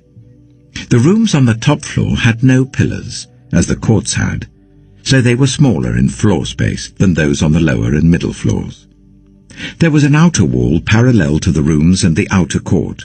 It extended in front of the rooms for 50 cubits. While the row of rooms on the side next to the outer court was 50 cubits long, the row on the side nearest the sanctuary was 100 cubits long. The lower rooms had an entrance on the east side as one enters them from the outer court. On the south side, along the length of the wall of the outer court, adjoining the temple courtyard and opposite the outer wall, were rooms with a passageway in front of them. These were like the rooms on the north. They had the same length and width, with similar exits and dimensions. Similar to the doorways on the north were the doorways of the rooms on the south. There was a doorway at the beginning of the passageway that was parallel to the corresponding wall extending eastward, by which one enters the rooms. Then he said to me, "The north and south rooms facing the temple courtyard are the priests' rooms, where the priests who approach the Lord will eat the most holy offerings. There they will put the most holy offerings, the grain offerings, the sin offerings, and the guilt offerings, for the place is holy. Once the priests enter the holy precincts, they are not to go into the outer court until they leave behind the garments in which they minister, for these are holy. They are to put on other clothes before they go near the places that are for the people." When he had finished measuring what was inside the temple area, he led me out by the east gate and measured the area all round. He measured the east side with the measuring rod. It was 500 cubits. He measured the north side. It was 500 cubits by the measuring rod. He measured the south side. It was 500 cubits by the measuring rod. Then he turned to the west side and measured. It was 500 cubits by the measuring rod. So he measured the area on all 4 sides. It had a wall round it, 500 cubits long and 500 cubits wide, to separate the holy from the common. Ezekiel chapter 43. Then the man brought me to the gate facing east, and I saw the glory of the God of Israel coming from the east. His voice was like the roar of rushing waters, and the land was radiant with his glory. The vision I saw was like the vision I had seen when he came to destroy the city, and like the visions I had seen by the river Kibar, and I fell face down. The glory of the Lord entered the temple through the gate facing east. Then the Spirit lifted me up and brought me into the inner court, and the glory of the Lord filled the temple. While the man was standing beside me, I heard someone speaking to me from inside the temple. He said, "Son of man, this is the place of my throne, and the place for the soles of my feet. This is where I will live among the Israelites forever. The people of Israel will never again defile my holy name, neither they nor their kings, by their prostitution and the funeral offerings for their kings at their death. When they place their threshold next to my threshold, and their doorposts beside my doorposts, with only a wall between me and them, they defiled my holy name by their detestable practices, so I destroyed them in my anger. Now let them put away from me their prostitution and the funeral offerings for their kings, and I will live among them forever. Son of man, describe the temple to the people of Israel, that they may be ashamed of their sins. Let them consider its perfection, and if they are ashamed of all they have done, make known to them the design of the temple, its arrangement, its exits and entrances, its whole design, and all its regulations and laws. Write these down before them, so that they may be faithful to its design and follow all its regulations. This is the law of the temple. All the surrounding area on top of the mountain will be most holy. Such is the law of the temple. These are the measurements of the altar in long cubits, that cubit being a cubit and a handbreadth. Its gutter is a cubit deep and a cubit wide, with a curb of 1 span around the edge. And this is the height of the altar. From the gutter on the ground up to the lower ledge that goes round the altar, it is 2 cubits high, and the ledge is a cubit wide. From this lower ledge to the upper ledge that goes round the altar, it is 4 cubits high, and that ledge is also a cubit wide. Above that, the altar hearth is 4 cubits high, and 4 horns project upwards from the hearth. The altar hearth is square, 12 cubits long, and 12 cubits wide. The upper ledge is also a square, 14 cubits long and 14 cubits wide. All round the altar is a gutter of 1 cubit with a curb of half a cubit. The steps of the altar face east. Then he said to me, Son of man, this is what the Sovereign Lord says. These will be the regulations for sacrificing burnt offerings and splashing blood against the altar when it is built. You are to give a young bull as a sin offering to the Levitical priests of the family of Zadok, who come near to minister before me, declares the Sovereign Lord. You are to take some of its blood and put it on the 4 horns of the altar, and on the 4 corners of the upper ledge and all around the rim, and so purify the altar and make atonement for it. You are to take the bull for the sin offering and burn it in the designated part of the temple area outside the sanctuary. On the 2nd day, you are to offer a male goat without defect for a sin offering, and the altar is to be purified as it was purified with the bull. When you have finished purifying it, you are to offer a young bull and a ram from the flock, both without defect. You are to offer them before the Lord, and the priests are to sprinkle salt on them and sacrifice them as a burnt offering to the Lord. For 7 days you are to provide a male goat daily for a sin offering. You are also to provide a young bull and a ram from the flock, both without defect.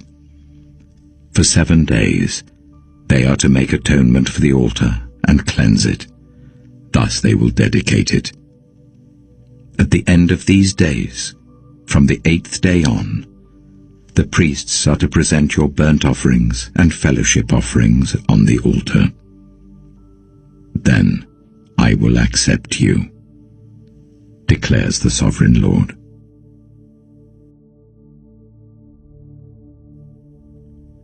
Ezekiel chapter 44. Then the man brought me back to the outer gate of the sanctuary, the one facing east, and it was shut. The Lord said to me, This gate is to remain shut. It must not be opened. No one may enter through it. It is to remain shut because the Lord, the God of Israel, has entered through it. The prince himself is the only one who may sit inside the gateway to eat in the presence of the Lord. He is to enter by way of the portico of the gateway and go out the same way. Then the man brought me by way of the north gate to the front of the temple. I looked and saw the glory of the Lord filling the temple of the Lord, and I fell face down. The Lord said to me, Son of man, look carefully. Listen closely and give attention to everything I tell you concerning the regulations and instructions regarding the temple of the Lord. Give attention to the entrance to the temple and all the exits of the sanctuary. Say to rebellious Israel, this is what the sovereign Lord says. Enough of your detestable practices, people of Israel. In addition to all your other detestable practices, you brought foreigners uncircumcised in heart and flesh into my sanctuary, desecrating my temple, while you offered me food, fat and blood. And you broke my covenant. Instead of carrying out your duty in regard to my holy things, you put others in charge of my sanctuary. This is what the sovereign Lord says. No foreigner, uncircumcised in heart and flesh, is to enter my sanctuary, not even the foreigners who live among the Israelites. The Levites, who went far from me when Israel went astray, and who wandered from me after their idols, must bear the consequences of their sin. They may serve in my sanctuary, having charge of the gates of the temple and serving in it. They may slaughter the burnt offerings and sacrifices for the people, and stand before the people and serve them. But because they served them in the presence of their idols, and made the people of Israel fall into sin, therefore I have sworn with uplifted hand that they must bear the consequences of their sin, declares the sovereign Lord. They are not to come near to serve me as priests, or come near any of my holy things, or my most holy offerings. They must bear the shame of their detestable practices, and I will appoint them to guard the temple for all the work that is to be done in it. But the Levitical priests, who are descendants of Zadok, and who guarded my sanctuary when the Israelites went astray from me, are to come near to minister before me. They are to stand before me to offer sacrifices of fat and blood, declares the sovereign Lord. They alone are to enter my sanctuary. They alone are to come near my table to minister before me and serve me as guards. When they enter the gates of the inner court, they are to wear linen clothes. They must not wear any woolen garment while ministering at the gates of the inner court or inside the temple. They are to wear linen turbans on their heads and linen undergarments round their waists.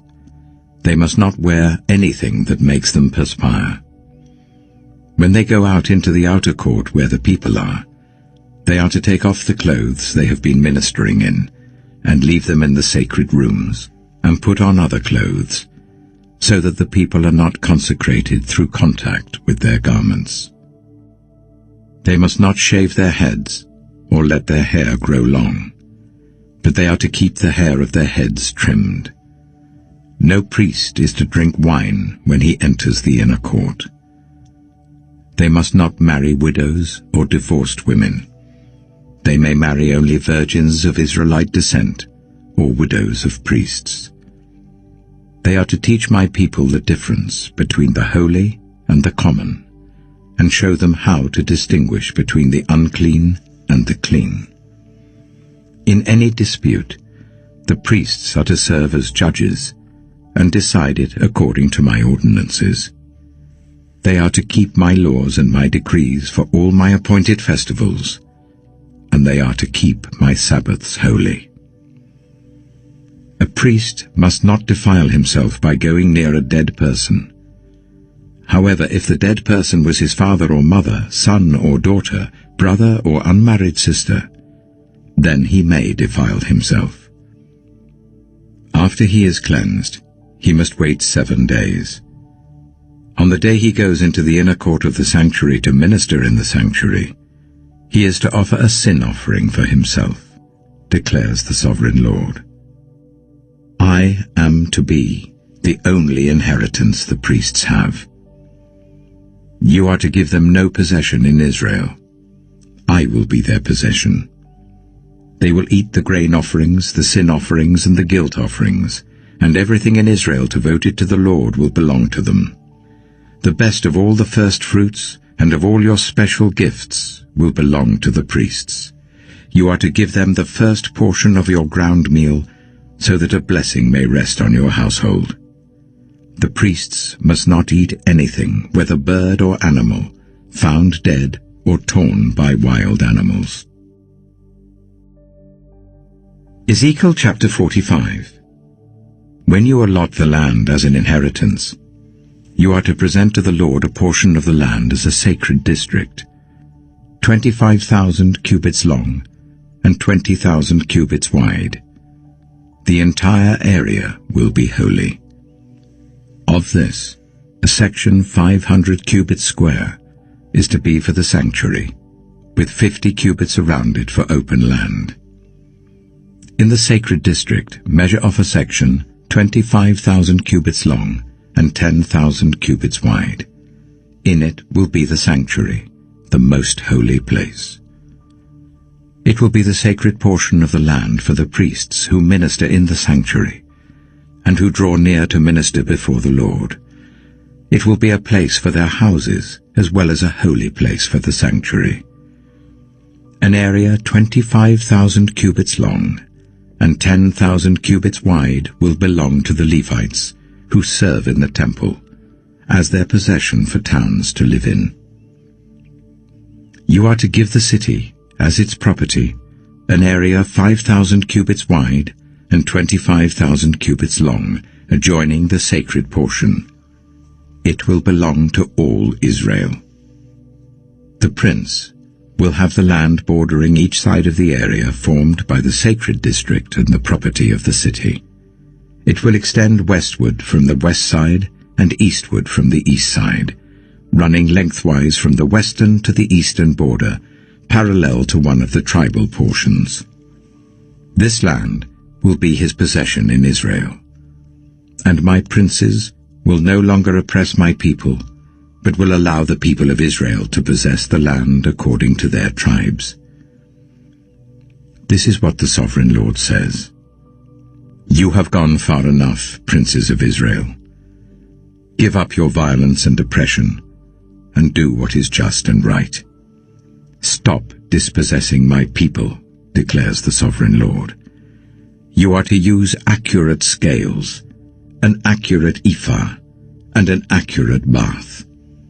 The ephah and the bath are to be the same size, the bath containing 1/10 of a homer, and the ephah 1/10 of a homer. The homer is to be the standard measure for both. The shekel is to consist of 20 gerahs, 20 shekels plus 25 shekels plus 15 shekels equal 1 minnah.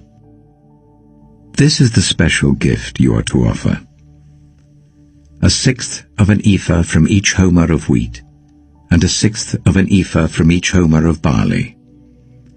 The prescribed portion of olive oil, measured by the bath, is 1/10 of a bath from each core, which consists of 10 baths or 1 homer, for 10 baths are equivalent to a homer. Also 1 sheep is to be taken from every flock of 200 from the well-watered pastures of Israel. These will be used for the grain offerings, burnt offerings, and fellowship offerings, to make atonement for the people, declares the Sovereign Lord.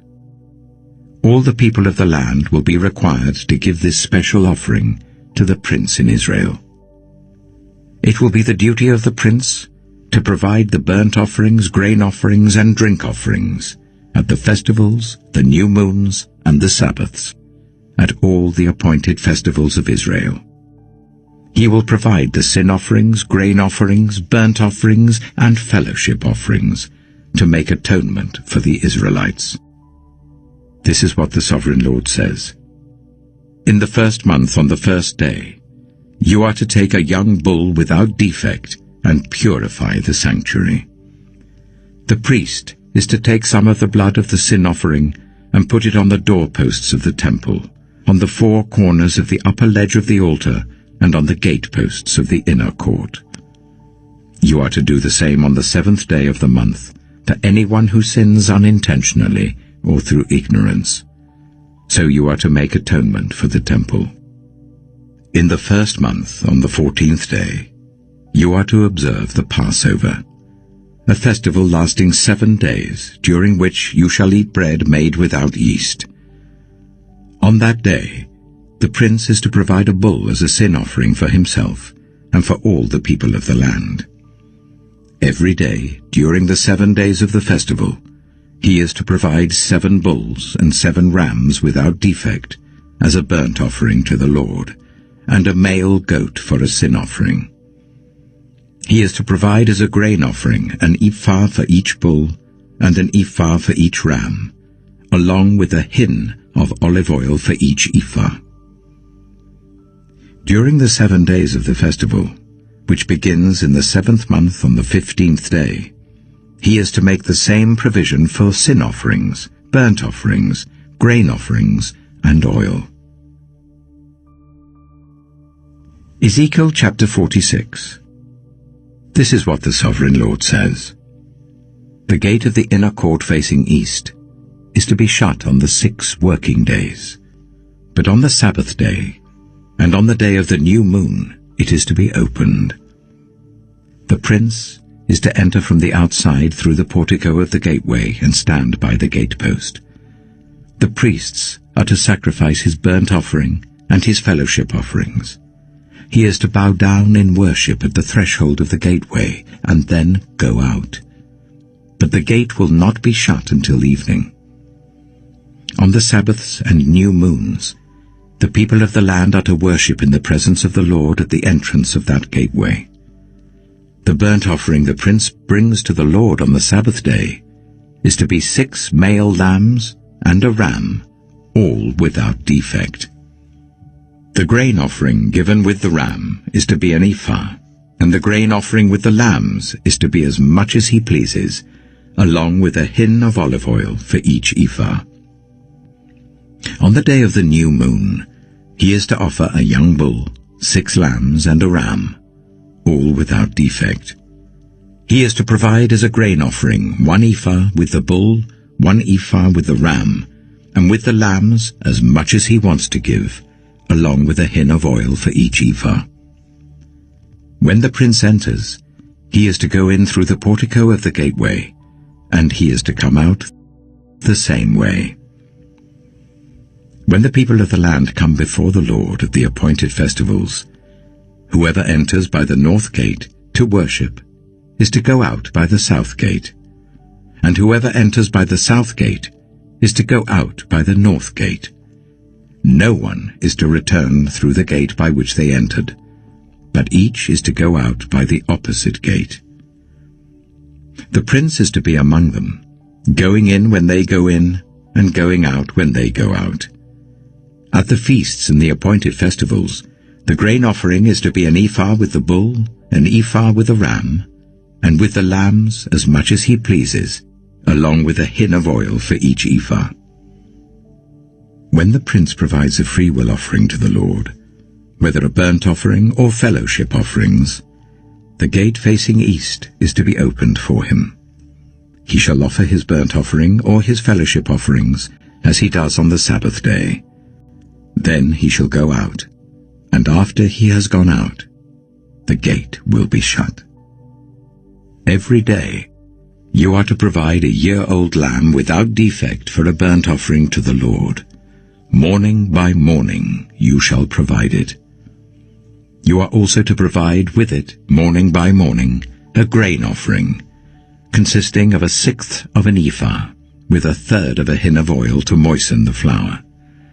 The presenting of this grain offering to the Lord is a lasting ordinance. So that the lamb and the grain offering and the oil shall be provided morning by morning for a regular burnt offering. This is what the Sovereign Lord says. If the prince makes a gift from his inheritance to one of his sons, it will also belong to his descendants. It is to be their property by inheritance. If, however, he makes a gift from his inheritance to one of his servants, the servant may keep it until the year of freedom. Then it will revert to the prince. His inheritance belongs to his sons only. It is theirs. The prince must not take any of the inheritance of the people, driving them off their property. He is to give his sons their inheritance out of his own property, so that not one of my people will be separated from their property. Then the man brought me through the entrance at the side of the gate to the sacred rooms facing north, which belonged to the priests, and showed me a place at the western end. He said to me, "This is the place where the priests are to cook the guilt offering and the sin offering and bake the grain offering, to avoid bringing them into the outer court and consecrating the people." He then brought me to the outer court and led me round to its 4 corners, and I saw in each corner another court. In the 4 corners of the outer court were enclosed courts 40 cubits long and 30 cubits wide. Each of the courts in the 4 corners was the same size. Around the inside of each of the 4 courts was a ledge of stone, with places for fire built all around under the ledge. He said to me, "These are the kitchens where those who minister at the temple are to cook the sacrifices of the people." Ezekiel chapter 47. The man brought me back to the entrance to the temple, and I saw water coming out from under the threshold of the temple towards the east, for the temple faced east. The water was coming down from under the south side of the temple, south of the altar. He then brought me out through the north gate, and led me round the outside to the outer gate facing east, and the water was trickling from the south side.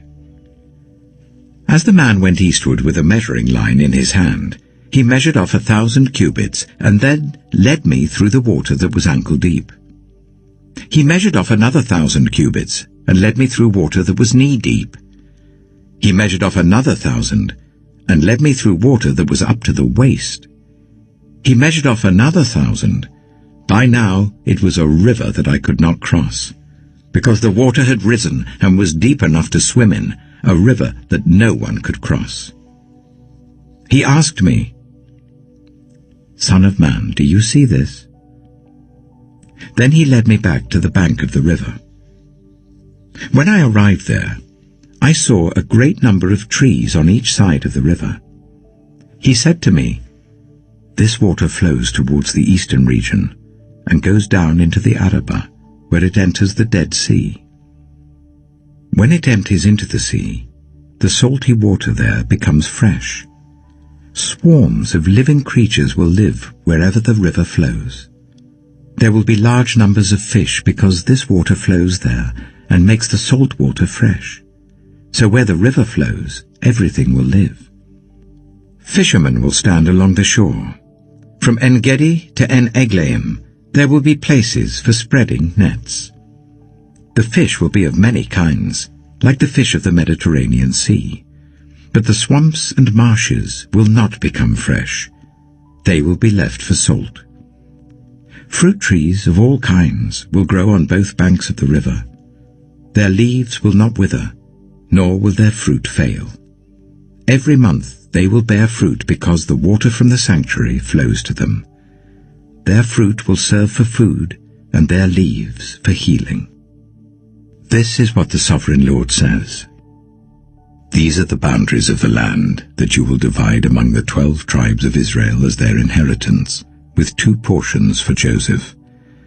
You are to divide it equally among them, because I swore with uplifted hand to give it to your ancestors. This land will become your inheritance. This is to be the boundary of the land. On the north side, it will run from the Mediterranean Sea by the Hethlon road, past Lebo-Hamath to Zedad, Berotha and Sibrim, which lies on the border between Damascus and Hamath, as far as Hazar Hataikon, which is on the border of Hauran. The boundary will extend from the sea to Hazar Enan, along the northern border of Damascus, with the border of Hamath to the north. This will be the northern boundary. On the east side, the boundary will run between Hauran and Damascus, along the Jordan between Gilead and the land of Israel to the Dead Sea and as far as Tamar. This will be the eastern boundary. On the south side, it will run from Tamar as far as the waters of Meribah Kadesh, then along the Wadi of Egypt to the Mediterranean Sea. This will be the southern boundary. On the west side, the Mediterranean Sea will be the boundary to a point opposite Lebo-Hamath. This will be the western boundary. You are to distribute this land among yourselves according to the tribes of Israel. You are to allot it as an inheritance for yourselves and for the foreigners residing among you and who have children. You are to consider them as native-born Israelites. Along with you they are to be allotted an inheritance among the tribes of Israel.